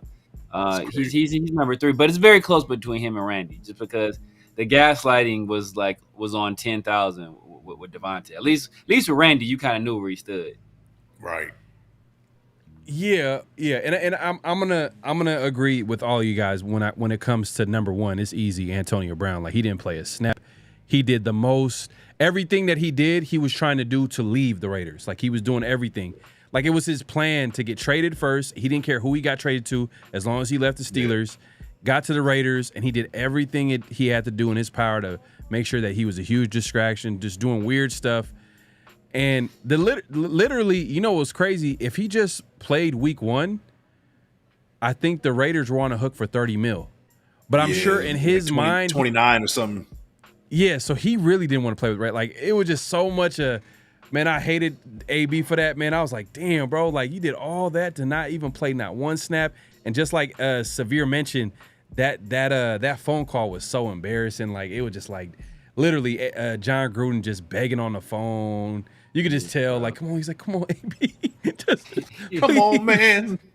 Jobs on the line. Come on, dog. Yeah, come on, dog. You sound like come Boosie. on, man. Come on, dog. Sound like Boosie, man. That is funny. That's funny. But yeah, definitely number one diva. I gotta agree, man. Antonio Brown. Number 2, I gotta give it to Randy Moss, man. I gotta give it to Randy Moss. I think now looking back at Davante and even Randy Moss, they're both passive aggressive. Like they're both passive aggressive. Like they don't really like. I don't even know, man. But then I ain't gonna lie. I don't know. Randy Moss. Right? Randy Moss just giving up on routes. I don't even know if you want to call that passive aggressive. He was just, I don't care what y'all gonna say, what y'all gonna do. Right, yeah. And he was talking shit to the Raiders. He was like, man, he was just, man, I just kind of hated him for a while. I was like, damn. And the thing is too, I agree. Like he was one of my favorite up. Like Randy Moss, like come on, like the talent of Randy Moss is still like is Hall of Fame. That was a Hall of Fame talent right there. And the fact that we were able to, he leaves the Raiders and has it like Severe said, man, like breaks the touchdown record, Jerry Rice's touchdown record. That shit, man. But Davante is definitely number 3. I'll give him number 3. But I can see why you have him at number 3 just because like he literally was plotting the whole time. Yeah. He was plotting the whole time, and even Severe when he said like, because the other day we were like questioning everything. We said a lot of stuff, and I was like connecting the dots, and we're connecting the dots with a lot of different things. And then Severe, he was like, bro, even that clip with Aaron Rodgers saying that, I can't wait to play with him again. It just, damn, bro. They talk to each other all the time, man. This was the biggest operation I've ever seen, man. Like, I don't think I've ever seen it to this level, bro. Like, this was 2 years in the making. Like, he fooled us for 2 years, bro. Like, it's a straight psyop. It was a straight psyop, bro. And him being a weekly guest on K Adams, I'm gonna add that to it. Like, that was very strategic. And there was a clip out there, Q Myers. He basically was talking about the K Adams interview. Saw that one, yeah, and he basically was like, as soon as he heard her ask that question, he was like, oh, yeah, like Davante told you to ask him that question, like that. This is all a whole setup. And K Adams on social media, she responded to it like, he told me, like trying to laugh it off, like, but I don't know, man. It just seems very calculative from Davante. Perspective. Obviously, we've seen the receiver documentary where he just over here just, whining, and we seen him in that Detroit Lions game where he's just the Kansas City game where he just slamming his helmet and running over photographers and stuff like that, like doing the most. Crashing out. He crashed out so many times with us, man. It's crazy. It's crazy. Crazy. Yeah. So I can definitely see how someone could say he's number 2 behind Antonio. But I can never forgive Randy Moss, man. He went out like he gave the biggest middle finger. I think he gave one of the biggest. outside of Antonio Brown, before Antonio Brown, he was like number one, like the number one diva for sure. Not even close. Not even close. But, you know, hey, this is a good conversation to have, man, just especially with the recent news with Devonte Adams and the trade. Let us know in the comment section what y'all think. Let us put in the comment section y'all order. And so I want to see, because maybe like the Devonte stuff is still fresh. It might be some people that got Devonte number one right now just because that wound is still open. So just let us know in the comment section what y'all think, man. There's still room for more news, so you never know. He could take that number one spot. It's not over yet. Yeah. So it's not over stay yet, tuned. Man. It's crazy, man. In other news, if we get like a bag of Fritos back, then he at least jumps to number 2, bro. If we get like if he goes to the Chiefs, it's number 1. Oh yeah. If he somehow goes to Kansas City, that's number 1. That's number 1. Sorry, that's what it is. Or he goes to a team and the whatever conversation is terrible, and on top of that, like he has his biggest game of his career against us. I'm never gonna forget his. Or he wins a ring. Yeah. I mean, it's just us talking some smack. I mean, obviously we're frustrated that we're losing a great player and stuff like that. At the end of the day, we understand like we're not knocking him as a player, but we are kind of frustrated that he's leaving on this note. He could have been left. He could have, it could have been a whole, other way of handling this. But I guess it's never going to be a right way when a great player leaves the team because we know that we're going to get worse. It's going to be an adjustment period. It is what it is. But in other news, one of the biggest haters felt like it was a good time to chime in this week. Y'all, I think, yeah, man. I think y'all know this guy, man. The Pat McAfee show, man, on ESPN. I mean, he's doing big things over there. He had Mike. Love Pat McAfee, man. Yeah, he had Mike Lombardi. We don't love him. On the show, and this is what he had to say about the whole situation going on with Devonte Adams getting traded, and obviously AP is a head coach because he got to say something about AP. Yeah, you already know.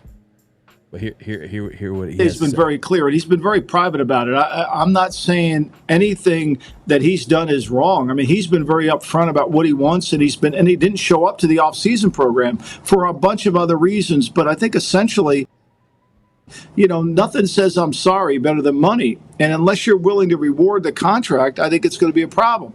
I've never seen a guy not go to – Max Crosby didn't go to the game on Sunday with a hamstring. That, to me, bothers me. That tells me there's something going on in that locker room. Now, look, Antonio Pierce – is taken over. He was the interim coach. When you're the substitute teacher, it's a lot easier to get the students to listen and behave and do all those things. When you become the full-time teacher, all of a sudden you have to change your personality. We've really only seen 2 coaches go from interim status to full-time status and have a longevity in their NFL careers. Jason Garrett being one, Doug Marrone in Jacksonville being the other. So this is a challenging job, and you change because the position requires you to change. You're a head coach, and the players see that change, and they're like, what happened to the dude that was last year?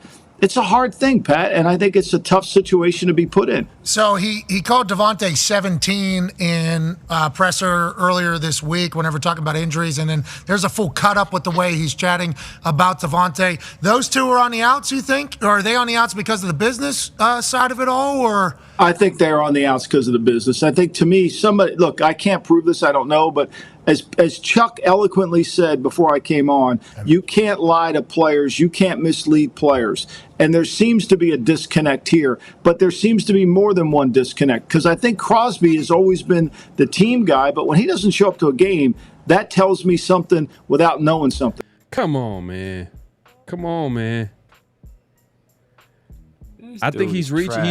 He's reaching a little bit. I see he tries to mix in a little bit of like, oh, okay, this makes sense, but then it's like, first of all, Max didn't miss the game because of hamstring. He missed the game because of high ankle sprain. And on top of that, what did they say when you get a sprain? You don't want to put no pressure on it. You don't want to put no weight on it. So I'm sure. And he was tweeting during the game. He was like, shouting out everybody that was making a play. So he was definitely like, if you guys, the way, it works nowadays, everything is on social media. And he literally, I was, obviously I follow Max Crosby on X, and he's over here congratulating players, telling them great play. So he was definitely watching the game. He wasn't out of it. And if you hear Max Crosby on these interviews that he does, his podcasts, he has a whole lot of good things to say about AP. I don't get the vibe that Max is not an AP guy. That's the guy that he vouched for. He literally vouched for this guy. He said if we can't keep AP, he basically implied that he was going to want to leave the Raiders if we don't get AP as a head coach. So why would he? That doesn't make any sense. And it just, Lombardi just his history doesn't really do him any favors as a hater. I mean, what are your thoughts about the video and what he had to say? Severe. Go ahead, bro. There is one thing I know for sure. After watching that video, I know without a shadow of a doubt that Mike Lombardi has never had a substitute teacher in his entire life. Oh my God. You think that the students respect the substitute teachers more? Bro, you ain't never had a sub. The sub, hey bro, sub come through, bro. Like I'm older than y'all. That's when they rolled in the TV and was like, "Look, bro, it's movie day today. What y'all want? We the same age, bro. What you talking about? What movie we putting in, man? We about to watch. So like, bro, the kids didn't respect the subs, and the subs didn't give a damn about what happened in that class. Especially if there was a short-term sub filling in for a day. Like, bro, their lesson plan was in the trash. They was kicking it on their phone, cooling. So chilling. We ain't never had no sub in his life, bro. So, but one thing that he did say that was true, and it's something we kind of talked about before Antonio Pierce was given the job, was the success rate of interim coaches that get the job is very low. Yeah. It is very low. But, AP is a different breed. AP is not from the same mold as a lot of these other interim coaches. He's a completely different cat. He walks to a beat of his own drum, and that could be, some of what rubs a guy like Davante the wrong way, because AP is such an out of the box thinker, and he's not going to give you the PC answers. He's going to give it to you real. He's going to tell you straight up, bro. Like, hey, you was cutting out on these plays, bro. You wasn't giving it your all, and some people can't, and they not used to hearing it raw like that. So. That could be the issue, but I thought it was the other way around. Not to cut you off, I thought it was the other way around with Devonte when he talked about McDaniels and taking hard coaching. But go ahead. Yeah, exactly. So it's one of those situations where Mike Lombardi is a documented hater. He came in the beginning of the season. He was talking all that. AP doesn't, even though AP grew up a Raider fan, grew up actually following the team. Somehow, Antonio Pierce is not a real Raider. And he only got the job because he has a lowrider and he's from Compton. That has some other connotations, some other undertones. We ain't gonna even get into that. But man, Mike Lombardi, he's a certified hater, bro. And we all know what it's from because he's still mad about it. First of all, his Al Davis fired him, and then Mark Davis fired his son. So he got it's some generational trauma going on right there. His grandkids finna hate the Raiders. Yeah. Hey man, I agree with you 100%. When it comes to the substitute teacher, man, I mean, when I grew up, substitute teachers got tortured. You know what I mean? Especially in high school, they got tortured. So I don't know what he was talking about. If the students respected us. If anything, they thought that was a day off. You know what I mean? We ain't got to do nothing today. But Mike, man, what did you think of what Mike Lombardi's comments in the video, man? The clip. To everybody in Raider Nation, let this be a lesson learned. Never trust anybody with a Bosley hairpiece. That thing is just sitting there, just stagnant, bro. It looked like one unit. It looks wild, bro. It looks wild. Yeah. We all know that's a headpiece for one. Yeah.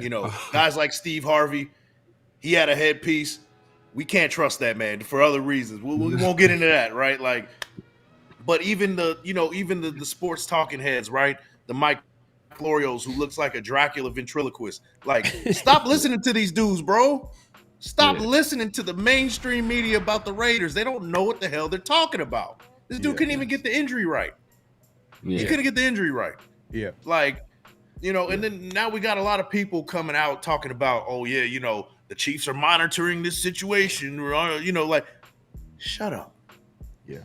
Shut up. And Davante was at the game too. As much as everything that Davante was at the game, we all know what led to that. But it's already invalid. It's already invalid. Everything that you just said. So and even today on JT the Brick, like his show, Mark Schlereth came and called, and he had stuff to say about the Raiders, and it was all negative. To me, this seems like a real calculated, media-wide effort to leave the Raiders cupboards bare dry. We have absolutely nothing. For some reason, that's what they want. I don't know what the reason is. I'm not getting into conspiracy, but this is the worst I've ever seen it. Now, there's always been some hate on the Raiders. There's always been hate. But each week there's something new. There's something new. If it's not Devonte Adams, okay, that ended up being true, right? Okay, whatever. But now we got people trying to set the narrative that one, he's going to the Chiefs, and two, now they're trying to go for Max Crosby. Like, I saw that. Leave it alone. I saw that. Leave it alone.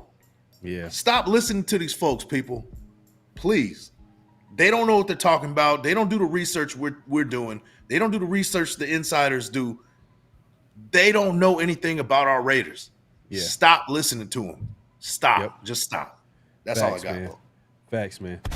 Yeah, they don't follow the team like we do. You know what I mean? At the end of the day. So we're gonna see the small things. We're gonna see the patterns. There's gonna be a whole lot of context when we talk about the team, because that's the team that we follow. They're just gonna be doing things just for likes and attention and viewership and all that type of stuff. But it is what it is. I mean, Lombardi, they probably brought him on. Oh, you used to be in the building with the Raiders. You should be a guy that knows about the Raiders. But in reality, like, he goes up there and talks about, like, oh yeah, Max has a hamstring injury and this, that, and, like, come on, man. Substitute teachers are well respected. He talks about substitute teachers being well respected. That right there, he lost all credibility with that. When he said that, I was like, oh, yeah. But there was always that one student that was trying to be the helper for the substitute teacher. Maybe he was that dude. Yeah, maybe. So his whole perspective on it is completely different. Yeah. But look, like we said, man, what a week to be a Raider fan, and part of that reason why I say that is not because of Devonte Adams. It's also because AP, man. So the NCAA found that the Raiders coach Antonio Pierce orchestrated a scheme to circumvent COVID-19 recruiting restrictions during his time at Arizona State. He faces a significant penalty if he ever returns to college coaching, which I'm sure has no plans to do that. But NCAA hands Antonio Pierce 8-year show cause penalty. And I think the only other active head coach that has that is Jim Harbaugh, obviously with his hand signal gate, I don't know, whatever you want to call it. Man, so what are your thoughts on this, man? Because I feel like when it rains, why are we? It's just like bad news after bad news. Obviously, I don't think there's going to be any effect. Yeah, man, it's like I don't think there's going to be any effect on him coaching the Raiders. I don't think the NFL is going to do anything or ban any. Because if they do anything to Antonio Pierce, then Jim Harbaugh should be like literally the first guy they should hand out any type of suspension or disciplinary actions or whatever. But him as a head coach of the Raiders, there's no effect. But just to hear this news this week on top of the Devonte Adams situation, it just feels like a whole lot for the Raiders. But I mean, what are your thoughts on this, Severe, when you first heard this? Like as you said, man, when it rains, it pours. Man, it's one of those situations where it is like the Raiders are having a down week. Let's kick them one more time. Let's really rub it in. Let's really try to hurt them. And I don't know, man. It's if they really investigated all the stuff that was going on with college football, they would find so much wrongdoing in recruiting. So much. We've heard the stories, man. We know that if you play ball, you know the people. You know kids that was, especially back before NIL, right? Like, kids that was pulling up to school in Hummers and H3s, and bro, you 17 years old, or how you your mama works at Costco, like how you get this Hummer, dog? Like we know what's going on, so right, it's so much crazy stuff, but the NCAA they pick and choose, and I'm sure this is one of those things where they know that Antonio Pierce he's likely never coming back to college football, so they want to make an example and kind of make it look like they're actually enforcing the rules. But like, how long ago were these violations? These violations were 4 years ago. Like, come on, bro. Like, and you just now coming around to punishing him. Like, the timing of this is crazy. We all know what it is, man. Yeah, we all know what it is, man. We all know what it is. To put more context onto what's going on here, look, as you can see here, Antonio Pierce reportedly took recruits to a local gun shooting range and directed staff to drive recruits to a local bowling alley and arcade. Pierce and others, including Regina Jackson, took. I think you guys were saying that's Jaden Daniels' mom. Yep. Took a recruit's parents to strip club with recruiting staff per NCAA, and there's more details. But I mean, I think during that year, like they were really strict about everything, especially with COVID-19. So it's just like, man, 8 years too.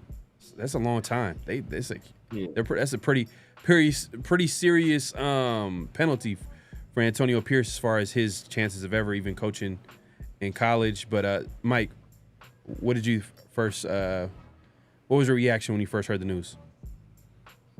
To me, that right now it's a non-story. It should be. I mean, you look at in hindsight, a lot of those mandates that they put on, with that was bogus, like, and especially now, like, that didn't leave Arizona State. It's not like they won a national championship because of it. You know what I mean? Like, nothing came out of it. No harm, no foul. Like, but I just find it funny that they're throwing in little buzzwords here and there to kind of make this situation look worse. Gun range, strip club, like, scheme. Like it's a bigger the story. They're making the story bigger than what it is. Every major is doing the same thing. They're doing the same thing, and then they had to throw the C-19 thing out there too, right? Yeah. So it makes the whole situation worse. You were out in you were out in this situation when the world was at stake. Like come on, man. It's a non-story, and they're making it way worse than what it actually is. No, I agree. The timing of it is crazy. Like, it's almost like they want attention. They want everybody to look at them and like, yeah, we're the NCAA. We could do this. And Antonio Pierce is in the news. Oh, this is the perfect time to announce these things so everybody's going to be paying attention. It just seems like stop listening to these fools, man. I'm telling you.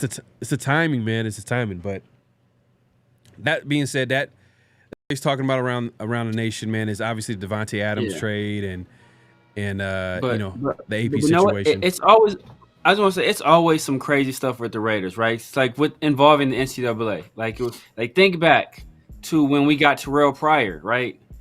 We got Terrell Pryor, and then for some stuff that happened in college, Terrell Pryor was suspended by the league. I want to say 5 games. Was it 5 games? Suspended by the league like for NCAA violations, right? But Jim Tressel also had some NCAA violations, and the league didn't step in. Know who did something? His own team, the Colts, suspended him from like being a video guy or something like that. Yeah, it's like 7 games. Yeah, it's like, but the league didn't step in to do anything. The Colts did it. But when it came to us and Terrell Pryor, the league mandated he serve a 5-game suspension. They didn't leave it up to the Raiders. So there's too many. Look at, man, I'm not trying to be the conspiracy guy, but there's too many of these situations. Like, bro, what is it about the Raiders that you just do not want to see us succeed? What is it? What is it? It's crazy, man. It's crazy.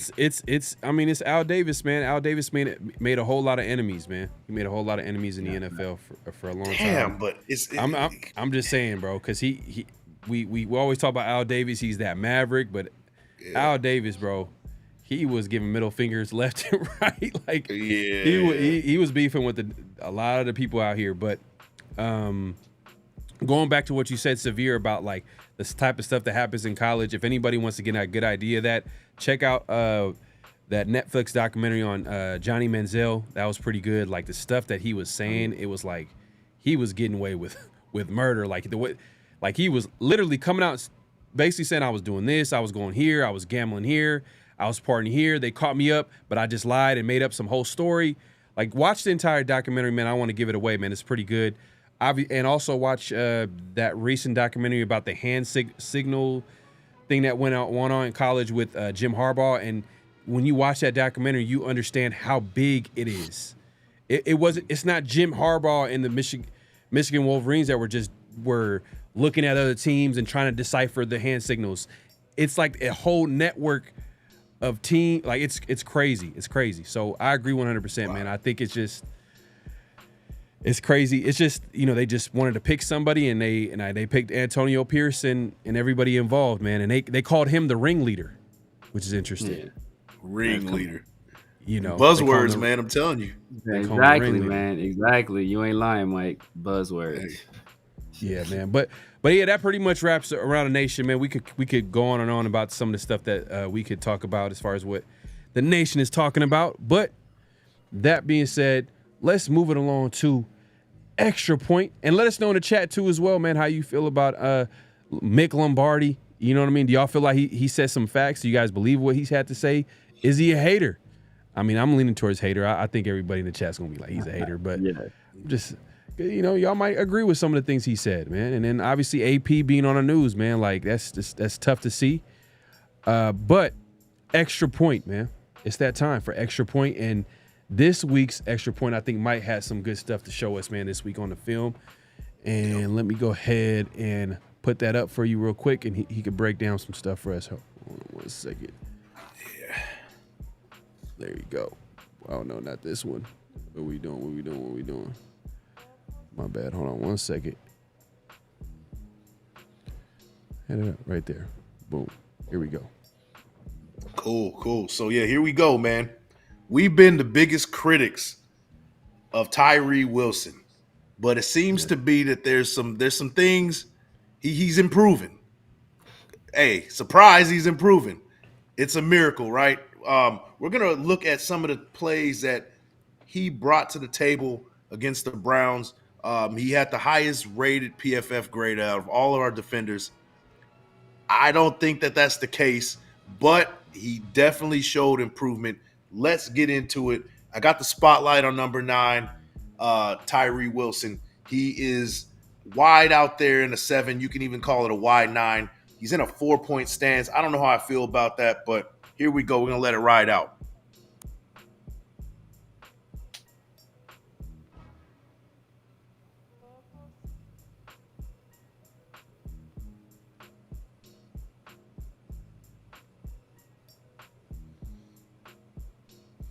I think you're muted. Yeah. Let me see.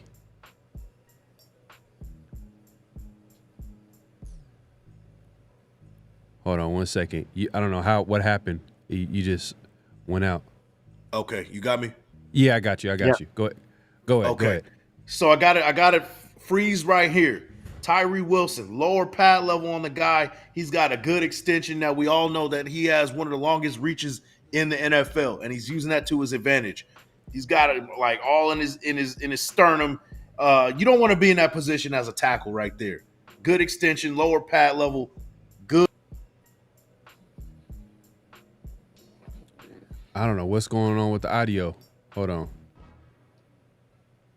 You went out again.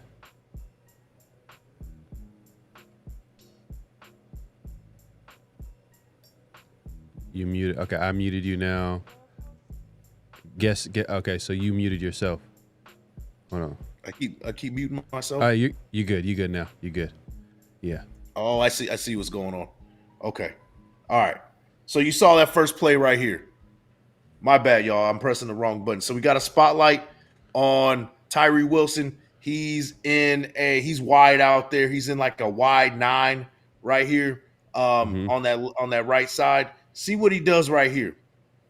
Right there, another 4-point stance. I don't know how I feel about that. Clogs the hole right there, read the play right off the jump, takes that in step right there to, cause a clusterfuck, as we like to call it, right? He's right there causing the whole, causing the cluster, and there you go. And he didn't make the play, but he initiated that pile, and the rest of the guys that come in and make the play right there. So excellent play from Tyree Wilson. We got the spotlight on him. He's right head over the tight end.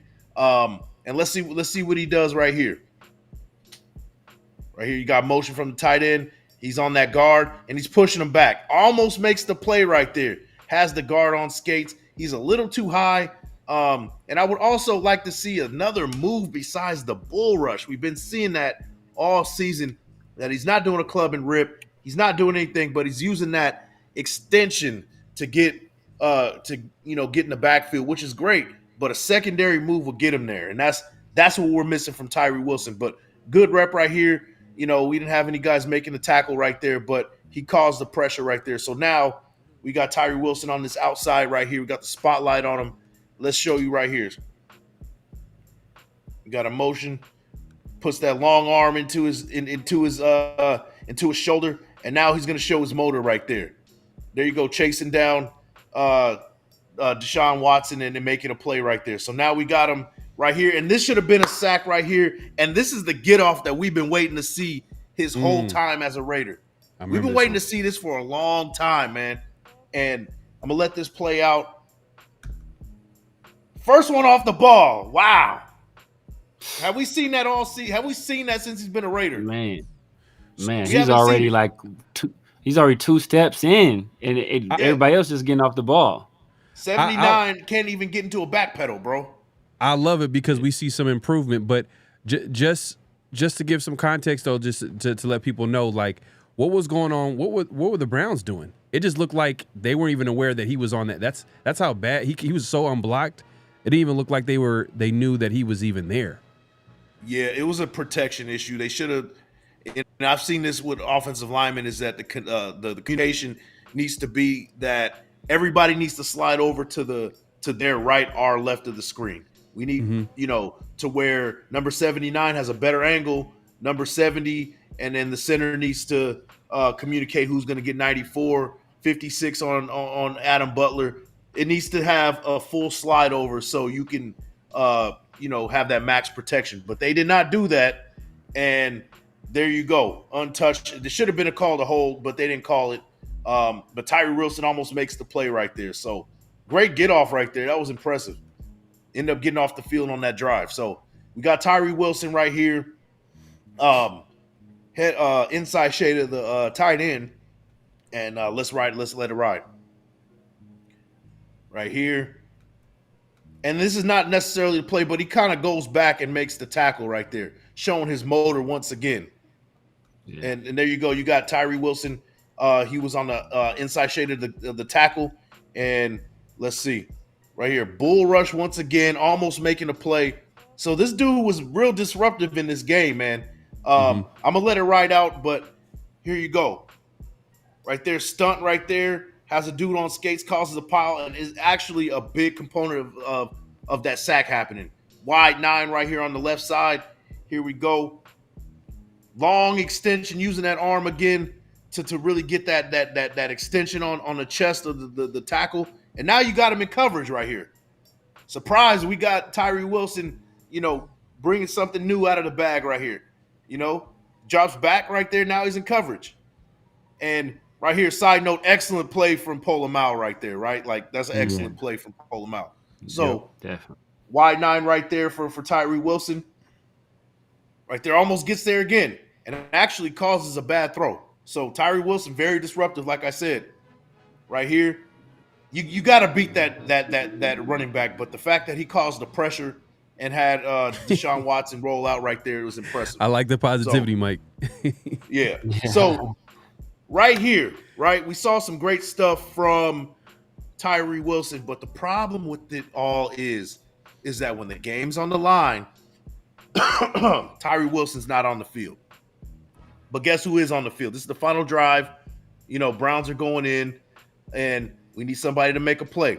Enter number 49, Charles Snowden, right here. You see him right there on that right side, right there in the wide 9.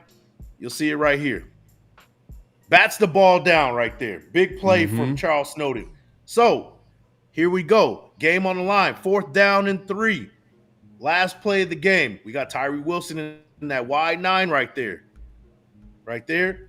And then now we got Snowden right there. You said it earlier, Farrell, right there, where he's going to do a stunt where he hits that A gap on the opposite end.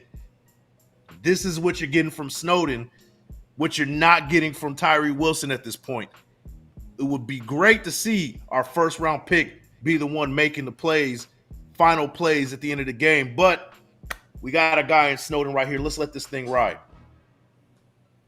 So right there you go. And we're celebrating. Raiders win, man. But yeah, excellent game from Tyree Wilson.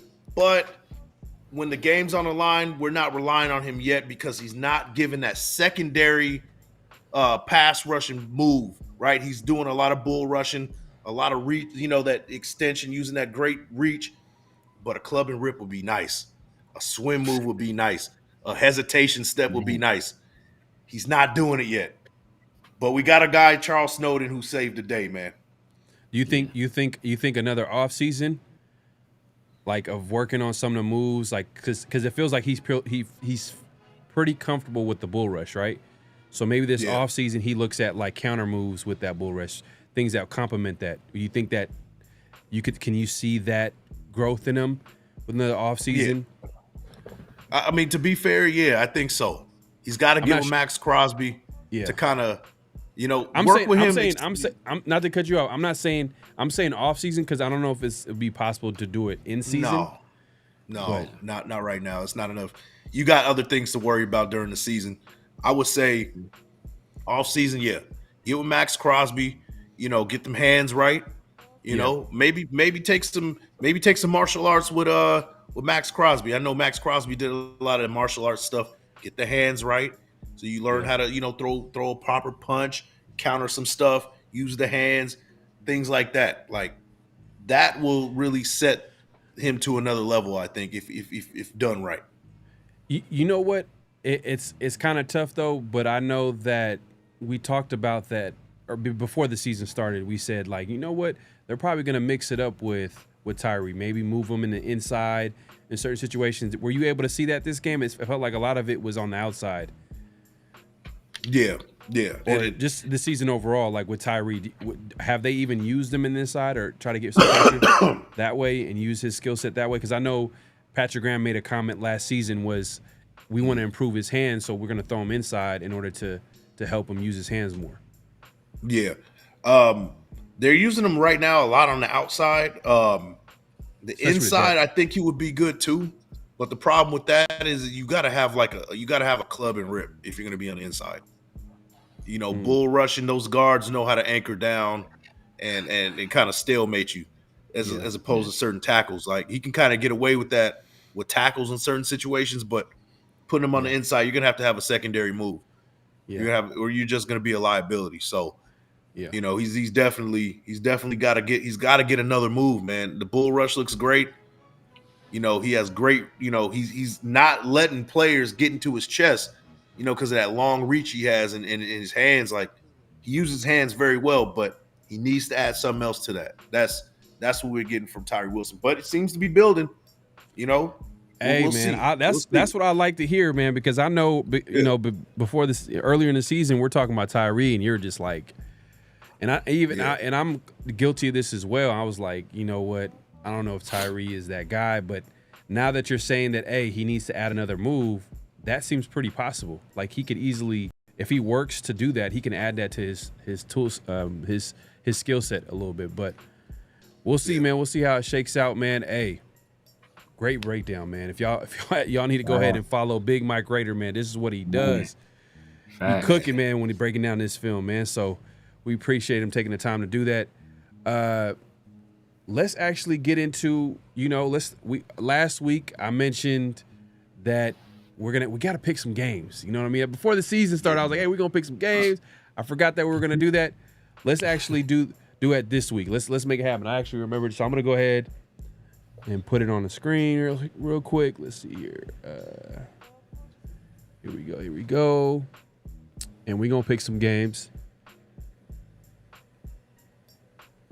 All right. So we're definitely not gonna pick that Thursday.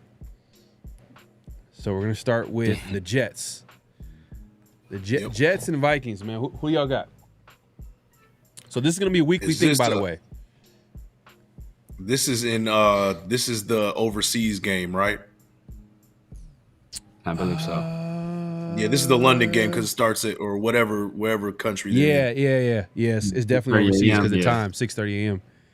Yeah. I got the Jets in an upset right here, man. Yeah. Ooh. I got the Jets in an upset. Those Europe games are weird, man. You get a lot of weird things happening. Games are closer than what people think. Sometimes the underdog wins those, just depending on how your itinerary and your travel strategy is. That matters when you're traveling this far. The Jets have a shorter distance, not by much, but they have a shorter distance nonetheless. So True.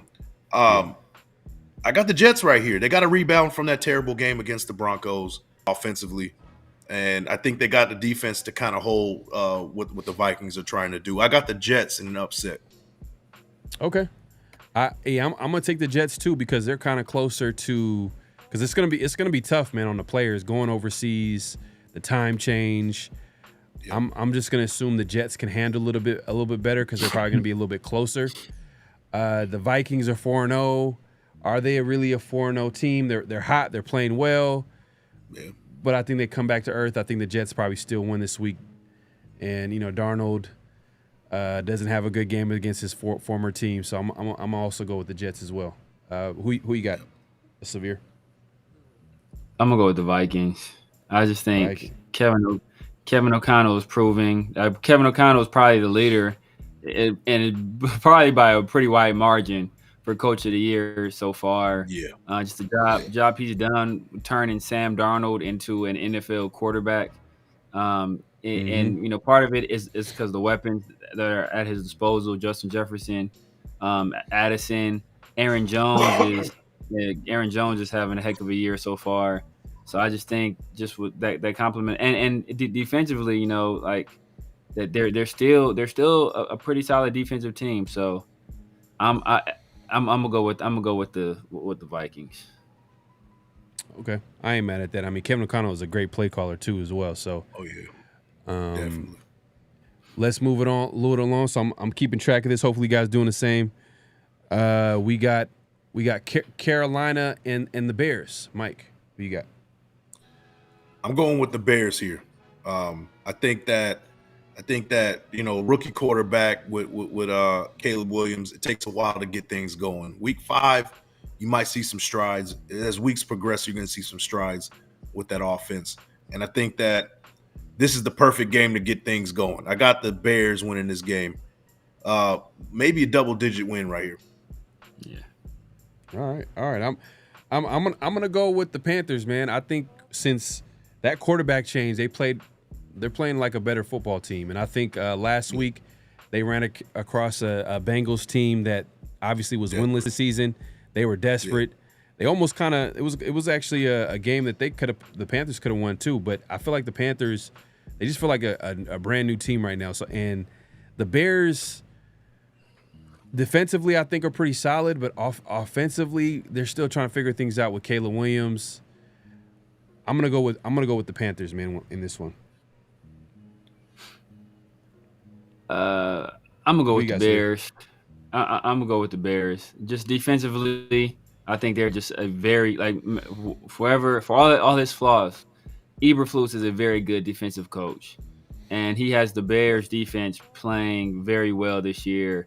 And I've been very critical of Caleb Williams, but this previous game, I think that was his best game of the year. He has weapons all over the field. This is the return of DJ Moore. I'm sure DJ Moore wants to do some very serious damage to the Carolina Panthers.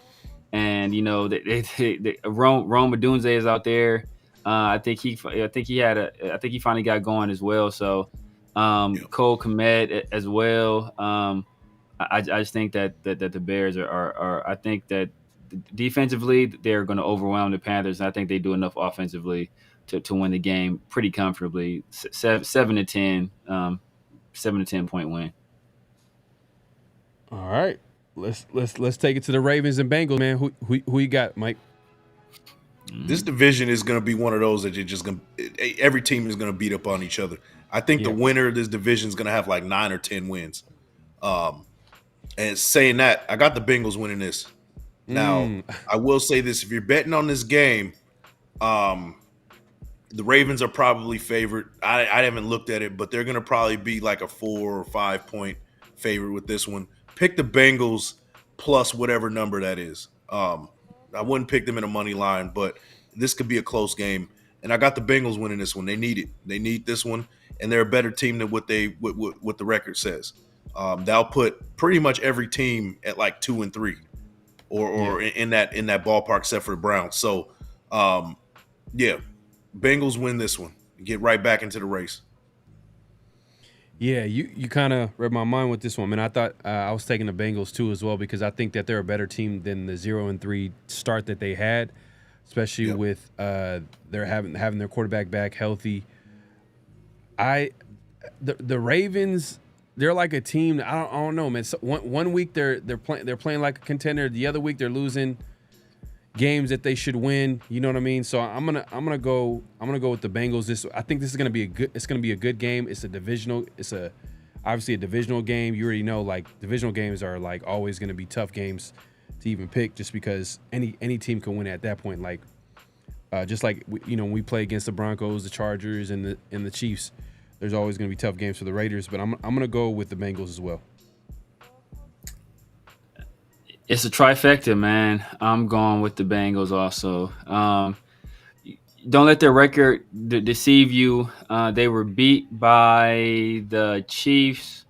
That was a last-second field goal. Patrick Mahomes I think like they had a sack fumble that the Chiefs scored on, and then I think it was consecutive punts, and then Patrick Mahomes went down there, did his magic, and he got them a field goal, and they had ended up getting a 1 point lead. And then even with the Commanders, right? That was Jaden Daniels, like Jaden Daniels playing. Yeah, so I that was a close win as well. I want to say the Carolina had that game until Jaden Daniels did what Jaden Daniels been doing since he was at LSU. So and then they finally scratched last week, against the Panthers, a Panthers team that was kind of coming off of a high. You would think they'd be feeling good after that win against the Raiders, looking to build some momentum, and Joe Burrow kind of got into a stride. We saw how the Ravens struggled, guarding Davante, and they struggled guarding Brock Bowers as well. Bengals don't have quite the tight end as Brock Bowers, but I like Mike Gesicki as a tight end. They also got two stud receivers. T. Higgins is back, and Jamar Chase is out there. So we were going after Marlon Humphrey every chance we got. So now it's like pick your poison. You got T. Higgins or Jamar Chase out there. Yeah, man. So we went Bengals all the way across. Dolphins, Patriots, Mike. Man, this might be a battle for last place, and I think the Dolphins are reeling. We heard some rumors that Tyreek Hill might want to get traded. These receivers. These receivers in this league, man. Anyway, but the divas. They're divas, and that's the bottom line. But I will say that this is going to be a closer game than what people think. I got the Dolphins squeaking this one out, but the Patriots are going to make this competitive. I got Dolphins. Oh man, this is tough, man. If it was before the season, even when Tua was healthy, I would have picked the Dolphins. But I don't know, man. I don't know. I think Huntley is going to be back this game, or he's going to be starting this game. So we'll see how that looks like. Mike McDaniels, obviously, he's an offensive-minded coach. He's one of the best play callers out there. Like, he's gonna have some cooking, especially against another divisional game. A lot of divisional games this week. So we got, man, it's gonna be tough, man. Oh man, I'm gonna go to Patriots. Patriots. Okay, I'm gonna go Patriots. I can see that too, man. To be honest with you. Yeah, I think it's gonna be like a weird game, and I think Patriots, they just know they'll win a weird game for some reason. Yeah. But Xavier, who you got? Yeah, I'm going Patriots as well. I think that they are a pretty good defensive team, and even though the Dolphins have a plethora of weapons, they don't have the guy that really can get the ball to any of those weapons, right? I don't trust. I mean, Skylar Thompson struggled, and then Tyler Huntley struggled as well. It doesn't seem like Mike McDaniel was really able to adapt his offense to the new quarterback. He was trying to do some of the same things with those guys that Tua was doing, and I don't think he was really playing to their strengths. Maybe with another week of practice, he's able to make those adjustments. But right now, I just trust the Patriots more. Jacoby Brissett is a steady veteran. Even though they don't have a lot of weapons on the outside, I do like Jalen Polk. Ramondre Stevenson is a pretty good running back. So, and it's in New England. I'm gonna go with the Patriots to win at home in a close, ugly game. Yeah, and they lost. I think Dolphins lost Jalen Phillips from. I think they're one of their best pass rushers for the entire season. I think he's out for the season, so they're dealing with injuries on defense too. So, but yeah, moving along. Let's go. Browns, Commanders. Who we got? Do you guys really believe that the Commanders are going to be a 4-1 team if they win this one? I don't think so. I don't think so. Now, Jaden Daniels been looking great. We've been saying he's an MVP candidate right now, early on, right? Right. The Browns need this win, man. I got the Browns in an upset. A defense like the Browns versus a rookie quarterback. The rookie quarterback doesn't usually win that. I think that Jaden Daniels kind of goes back down to earth in a sense a little bit, and the Browns do just enough to win this game. I got the Browns squeaking one by the Commanders. Hey man, I'm going with Jaden Daniels here. He's the best quarterback in this matchup. It's pretty much done. It's just a matter of time when they try to.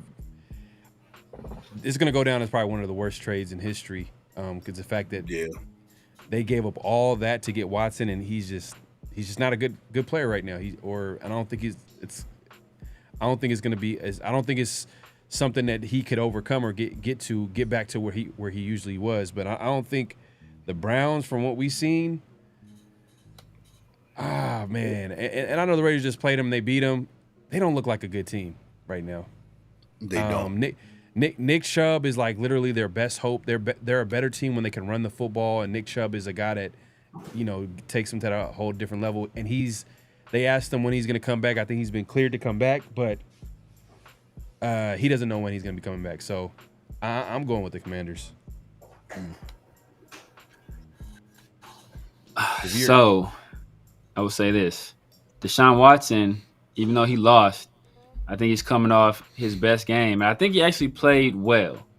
I think he played well. I think you take out that holding penalty, and you take out that incredibly bad drop by Amari Cooper, and we're looking at Deshaun Watson a little bit different in that game. I don't know if Nick Chubb is going to be back for this game. I think he's activated, but I don't know if he's going to be back. But they do have weapons on the outside. But that being said, I'm going Jane Daniels and Washington Commanders. It's going to be a shootout, man. Be a shootout. Like, the only team that Washington has held under 30, I think, is the Giants. I think every other team has scored more than 30. So, it's going to be a shootout. But the Commanders have been winning all these shootouts thus far. I think they have the better quarterback in this matchup, surprisingly. Wouldn't have been saying that, 3 years ago or 3 or 4 years ago. So, Jay Daniels is on a hot streak. I think he's too young to be intimidated right now. He's out there balling. So I think he's going to take that momentum, and I think they're going to beat the Cleveland Browns. I will say, though, Jaden Daniels still hasn't figured out how to slide and stay away from these big hits. And the Browns, from what we've seen, they got some hitters over there. Like they are not. They're a physical football team. So there's that. But yeah, man, the Browns got so many issues. Even at wide receiver, everybody talks about the receivers, but they lead the league in drops. They got two receivers that can't catch. Like they're talented, but they can't catch anything, and they're paid. So, you know, it is what it is, man. But let's move it along to the Colts and Jaguars. Jaguars get one on the board. They're long overdue for a win, man. I got them beating the Colts right here. Oh, this is a tough one. I don't think Richardson plays this week. I think Flacco is the starting quarterback, and Flacco, man, he's having a career resurgence as a backup quarterback, and every time he gets inserted into the starting lineup, he's playing well. And I think the Colts look like a different team when he played last week, which is kind of low-key putting a little bit of a quarterback controversy if he continues to play well. And they won that game because of Flacco. Yeah. I'm going with the Colts, man. The Jaguars, they look like the Jaguars of old, man. Like they don't look like it's crazy. Lawrence, he got paid and he looks like one of the worst quarterbacks in the NFL. Mailed it in. I don't know what it is, what's going on over there. I don't know if it's the offense. I don't know. You know, I'm not fully tapped in with what's going on exactly with the Jaguars, but if you're a fan of that team, man, they're going through it. But I'm going Colts. It depends. If Anthony Richardson starts, I'm going Jaguars. But if Joe Flacco starts, I hate to say it, bro. I hate to say it. If Joe Flacco starts, I'm going with, and I'm assuming Joe Flacco is going to start. So I'm gonna go with the Colts. Joe Flacco, he's on that Ryan Fitzpatrick run. That Ryan Fitzpatrick would come in and he would go crazy and throw for 350, 400 yards, and he's on that Fitzmagic stuff. And I think the Colts have some weapons. They got Pittman, they got Downs, they got Mo Alley Cox, they got Taylor. So I think with the vet like Flacco leading the way, I think they get it done. And it's a shame because if the Jaguars lose, man, like Doug Peterson, like he might have to walk home. So even if they're at home, he might have to. He might have to walk home. So I think the Jaguars. It was a nice story in the beginning of last year, but they're kind of continuing the trend of poor play that they finished last year with to start this year. So I don't know if they'll be able to turn it around this week. Yeah, man. So and Severe, by the way, you picked the Commanders before this game, right? Yep. All right. And you picked the Colts this game? Yeah, I'm picking the Colts. Yeah, picking the Colts. Picking the Colts. Anthony Richardson, man. I was big on him coming out, but if it doesn't work out with the Colts, man, he's done. He is done. Now we got the Bills and Texans. This is man. Low key, some of these games could go either way, and this is another one. This is another one, but this one might be the game of the week. Bills versus Texans. I was about to say that. Yeah, this is a heavyweight matchup right here. This is a playoff caliber matchup, divisional round type of matchup. Right. The Bills need to rebound from last week. They laid an egg on Monday. They look bad. Yeah. And the Texans, I don't know if are they elite? Are they an elite team? Like, I don't know. We know offensively they can get the job done. Defensively, they're pretty good too. But we haven't seen them against a top-notch team yet. So I got the Bills winning this one. It's gonna be close though. It's gonna be close. Josh Allen's gonna get him down the field and get the job done. You know what I don't like about this setup right here? It don't tell you who the home team is. That's what I'm trying to figure out. Yeah, because this is a close. It could go either way. I can see either team winning. The Bills have played well this year. I think Josh Allen has adjusted to not playing without his former number one receiver. A lot of people are looking into that.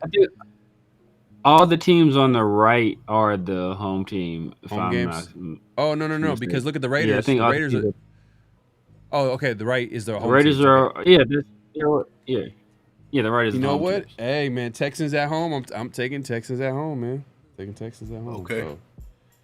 So you said you got the Bills, Mike? I'll stick. I don't have too much conviction on that one. I'm not really confident, but I'm gonna stick with the Bills. I said Bills. I can see the Bills winning though. I can see the Bills winning. Yeah. It's just I'm just going with the home team. What you got, Severe? Man, we all know Coleridge is my guy. Coleridge Jr., aka CJ Stroud. That's my guy. But the Texans really haven't looked great this year, to be honest with you. And the one time they played a good team, they got curb stomped by the Vikings. The Bills are coming off of a horrible defeat. I'm sure they're going to get right. This is going to be the first matchup between the Bills and Stephon Diggs. Stephon Diggs talked a lot of trash about essentially him making Josh Allen the player he was. You look at the timeline; it does kind of match up his success with Stephon Diggs' arrival. The Texans at home, I'm gonna go with the Texans, man. Derek Stingley has been one of the best corners in the league. I think CJ Stroud's gonna get it together. Nico Collins has been like destroying stuff. So I'm gonna go with the Texans, man. But yeah, there's not a lot of conviction in that pick for me either. I mean, they're both coming off losses. So Bills coming off a loss, and I think Texans lost last week. I believe, right? So they come. I think they won. I think they won last week. Their one loss was the Vikings. I think that was 2 weeks ago. Okay. Yeah, they won. They beat some. I want to say I think they squeaked past the Jaguars. I want to say. Yeah, they squeaked past the Jaguars last minute. Okay. Yeah. Oh yeah. You're right. They've been beating some bad teams, barely beating some bad teams at that. So it's I don't know. Oh, here's a game where we're not familiar with the teams that are playing right here. We got the Raiders and the Donkeys. Mike, who you got? Well, we said it before, man. Got to get the run game going. It's about to be a real physical game. There's going to be people are going to get punched in the mouth. This is in the mud, heavy. I wouldn't even say a heavyweight matchup because they're not heavyweights yet. But this is two bruising teams that want to make their mark with defense, and I think the Raiders win this game, 16-13, low score game. All right, and Severe Texans was your pick for the last game? Yeah. All right. And you said the Raiders. Yep, 16-13. Okay, 16-13, man. Put that on here, man. 16-13. All right. I'm gonna go. Yeah, obviously, I'm gonna go with the Raiders. Raiders on a winning streak against the Broncos, but we can't rely on that. This game, it's going to be a whole lot of distractions. We talked about keys to the game. Defense has to lead the way. Patrick Graham, he has a special matchup for him this week. This is where he goes in there and he confuses the hell out of Bo Nix. Maybe we get some big turnovers, maybe a defensive touchdown. Who knows? But I am going to go 23-10 Raiders. Ooh, all right. And this is before we say anything severe, this is a big game for AP. Yes. That's another thing we didn't talk about. This is a big game for AP, and I know there's distractions, but more so like, does he still have this? Like, a lot of people are questioning, has he lost the team? A lot of people are like, the haters and the whispers, like, has Lombardi basically is implying, oh, AP has lost the team.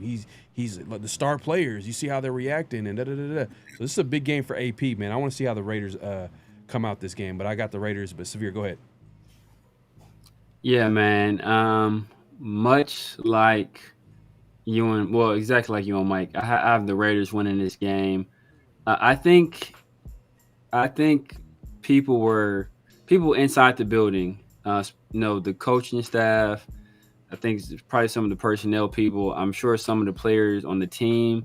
I think they were kind of over the Davante thing. I think he's basically had become ostracized. I'm sure he still has some close relationships on the team, but the majority of people seem like they were kind of done with that song and dance. And I think the fact that he basically quit on the team, saying that you're not good enough, I think that's going to be a rallying cry, and I think that AP is going to lead that charge. I think the guys are going to be amped up, ready to play, and I think we play our best game of the year against the Broncos, who are, in my opinion, a very similar team in terms of their strengths to a team that we just beat in the Browns. So I think we come out there and we win. I'm gonna go 24-13. 24-13. All right. We got the Cardinals and 49ers, man. A lot of divisional games this week. This is the division week. Yep. Cardinals and 49ers. Mike, who you got? Yeah, division games, you never know what you're going to get. But this one, 49ers coming and whoop some ass, man. I got 49ers beating the Cardinals. Double-digit win right here. Got you. Hate picking the Niners, but and the Cardinals division game, the Cardinals, they be playing the 49ers tough. And they do. They play them tough. So this could easily be, if someone were to pick an upset, I could see this happening. Got Kyler Murray running around over there. I know they're not the best of teams right now, but I'm picking the Niners at home. I'm taking the Niners. Yeah. Severe. Who you got?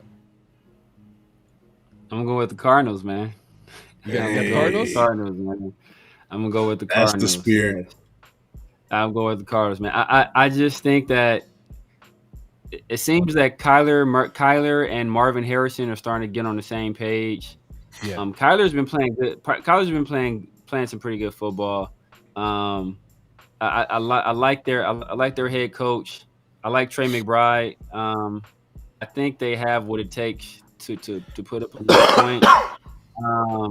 I think Debo's down. McCaffrey is not there. Ayuk really hasn't really stepped up in Debo's absence.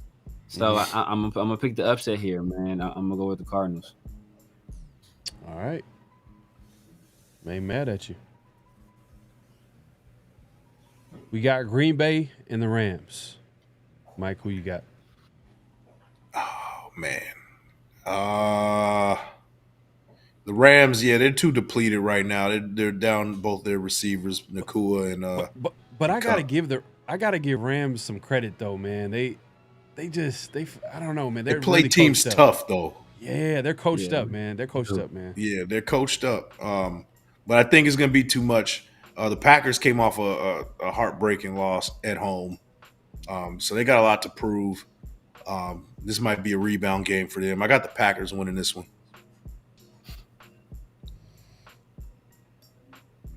Packers. I got Packers too, man. Better team. But quarterback. Man, they're beat up too. Yeah. Rams is beat up. Man, yeah. it's tough game. But go ahead. It's hard to beat. The Rams. The Rams are beat up. The Packers are 2-2 on the season. Both of those wins coming with Malik Willis at the helm. It's crazy. So Jordan Love has yet to win a game this season. I think that, man, I want to. Yeah, the Rams usually beat the Packers, man. The Rams usually beat the Packers, man. They don't have Kupp, they don't have Nakua, but Kyron Williams is having a hell of a season, man. Yeah. He's nice, bro. He's a nice running back. Kyron Williams having a hell of a season, man. You know what? I'm gonna say Sean McVay has something special for these dudes, and I'm gonna pick the Rams to win it. Okay, man. And I picked Josh Jacobs to have a horrible game. yeah. Negative yards. Negative 15 yards. Severe is the president of the Josh Jacobs Hate Club, if y'all don't know. We got the Giants and the Seattle Seahawks this week.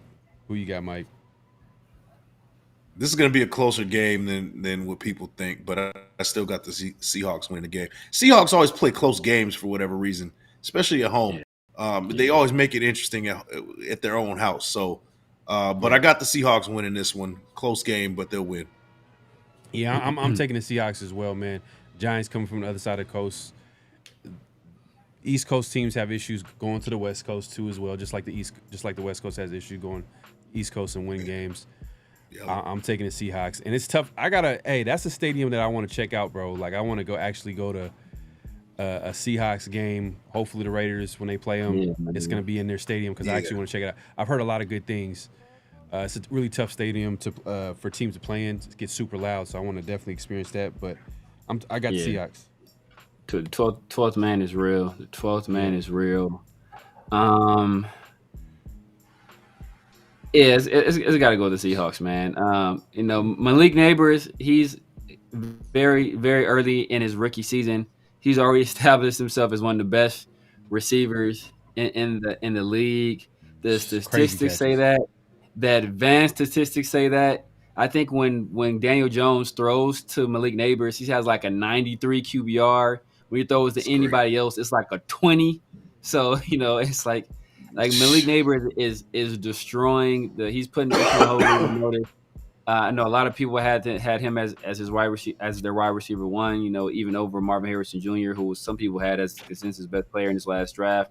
But the Seahawks, they were on a 3-game winning streak until they went up against the buzzsaw in the Detroit Lions. And it took, Jared Goff had a perfect game. Jahmyr Gibbs had a big game in that game as well. Seahawks are a good team. They're well coached. Good defense as well. So I'm going to go with the Seahawks. All right. Got you down for the Seahawks. We got the Cowboys and Steelers. Who you got? I got the Cowboys winning this one. That's, the Steelers, good defense, not doing much on offense. I think that's going to come back to haunt them in this game. Cowboys, they need to get it figured out on offense right now, which they haven't all season for the most part. But I think this is the game where they actually do. Cowboys win this one in a close one. Yeah, Cowboys kind of been of a disappointed team this season. Steelers, on the other hand, have relied on Old Faithful, playing good defense, running the football. Justin Fields is doing what's being asked of him, and he's winning games, man. He's doing his thing. So I'm taking home team Pittsburgh.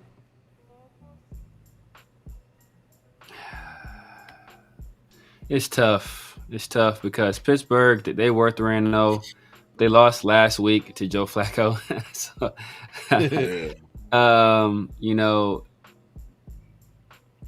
I'm gonna go with the Cowboys, man. I'm gonna go with the Cowboys. I think all the team the Steelers have beat. I think they beat Justin Herbert. He ended up. I don't think he finished that game. Taylor Heineke finished that game. They came out. They let Joe Flacco beat him. I think Dak Prescott and CeeDee Lamb. They've been having a great connection this year. I think that's gonna pull them through. I don't think Justin Fields has really done a lot. Yeah, I think he has his best game this previous game, and they still lost. So I'm gonna go with the Cowboys. All right. Saints and Chiefs. Monday night football game. It's gonna be at Arrowhead. Mike, who you got? The Saints win by 85 points. I can't pick the Chiefs in good faith, man. I'm just sorry, I can't. I don't like the Chiefs. But, they also haven't been looking good. They're 4-0. Their record is misleading. They haven't been looking great this whole season. They've been bailed out in 3 of their 4 games by the refs. I got the Saints in an upset right here. I got the Saints. It's tough because Derek Carr in Arrowhead, he struggled for most of his career. Man.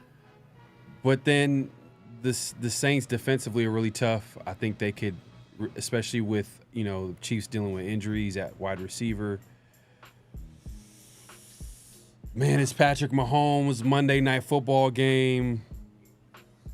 But I think the Saints have done a good job of catering to Derek Carr's strength, throwing it deep. Rashid, obviously Chris Olave, Clint Kubiak has cooled down ever since the start of the season. But you know what? Hey, man, I hate the Chiefs too. I'm going with the Saints. Alvin Kamara's had a career resurgence, a little mini resurgence too. So yeah, he could be a problem out of the backfield. He can definitely be a problem. So Big game from Kamara.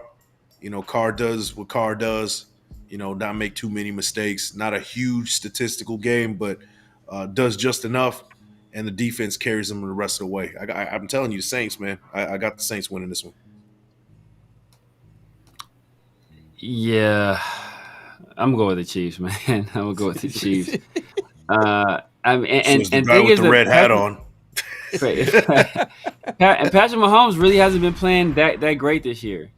Patrick Mahomes really hasn't been playing great this year. It's not so much that I'm picking the Chiefs. I'm just picking against Derek Carr in Arrowhead in cold weather. Like this dude folds up quick as I don't know what. As soon as the temperature drops below like 60 degrees, Derek Carr it's a wrap for Derek Carr. So and I just think that the Andy Reid is just a much better coach than Dennis Allen. You know, Steve Spagnuolo is just a much better coach than Clint Kubiak. And even though he's not having his best year, Patrick Mahomes is an infinitely better quarterback than Derek Carr. I don't care what weapons he got out there. He can line me up at wide receiver and probably still beat Derek Carr. So, you know, I hate to pick the Chiefs, but I just don't trust Derek Carr in cold weather games or games at Arrowhead.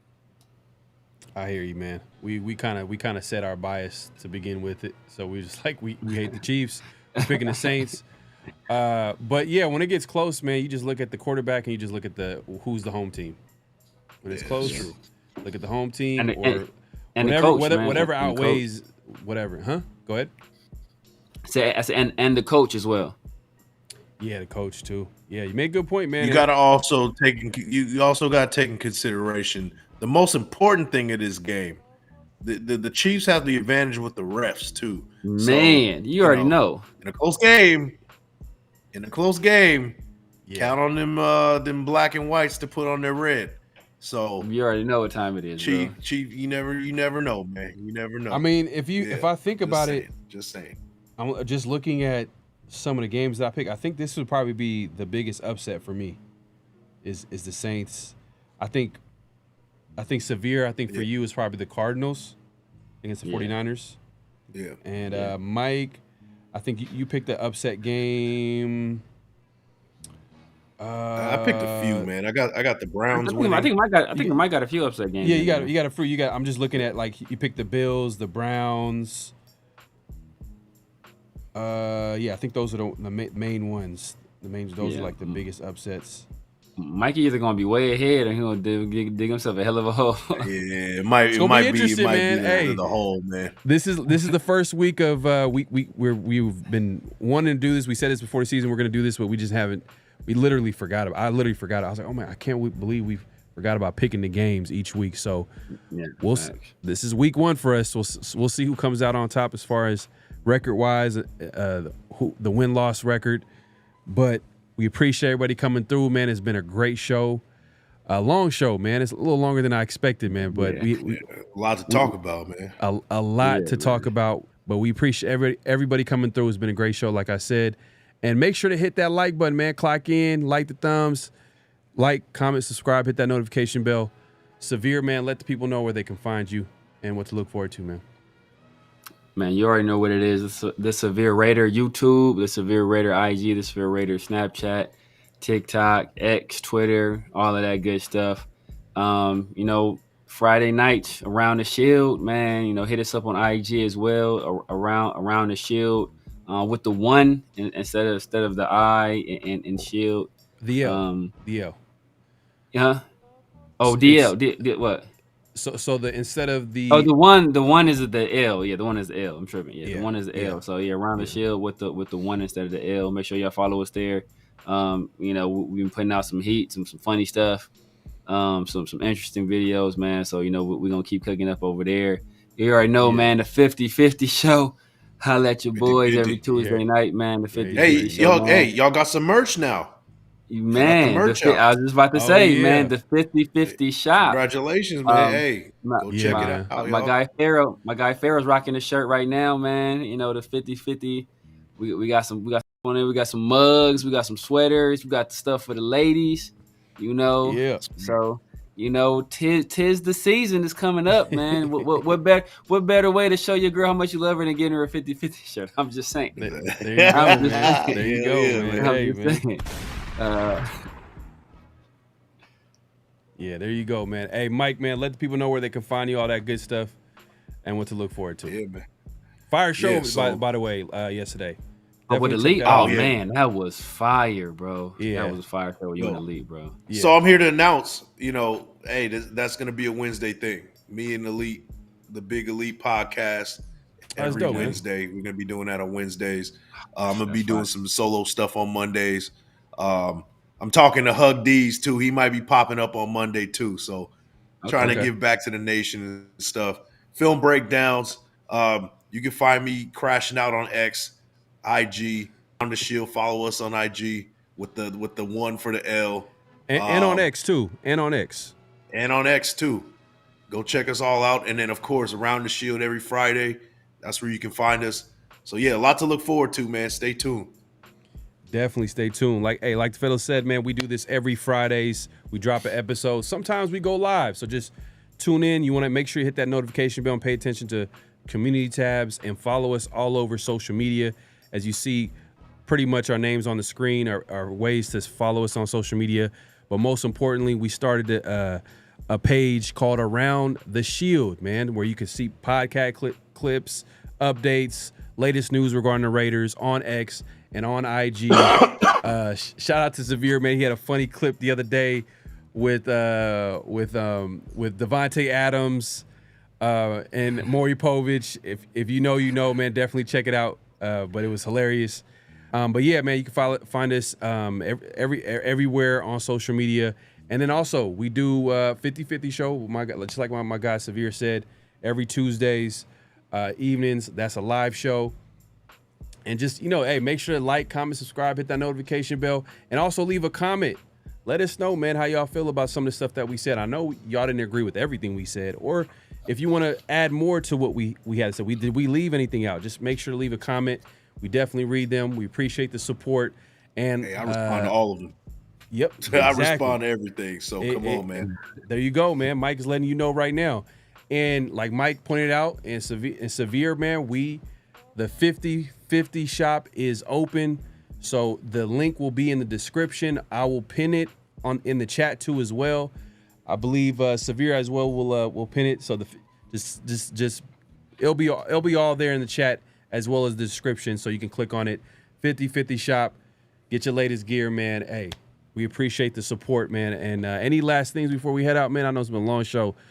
So yeah, man. But hey, before we dip out, man, look, sharing is caring. All right. So I'm challenging all y'all, everybody in this chat, everybody that's watching this right now. I'm sure you guys are Raider fans. And if you're not a Raider fan, you know, if you know 3 people that are football fans and you like what you heard today and you think somebody else would enjoy it as well, I'm challenging everybody right now that's listening to us to send it to 3 people. Share with those 3 people, whether that be on Twitter, whether that be via text message, whether that be on Facebook, wherever you guys do your social media at. I challenge you all to share it with 3 people if you enjoy what y'all saw today. Facts, no doubt, man. Hey, man, on that note, man, like I said, I appreciate everybody coming through. We'll be back here next week. Raiders are going to get this W this week, man. That's right. That's right. All right, y'all. Peace. Just win, baby. Hello? You play to win the game. You don't play to just play it.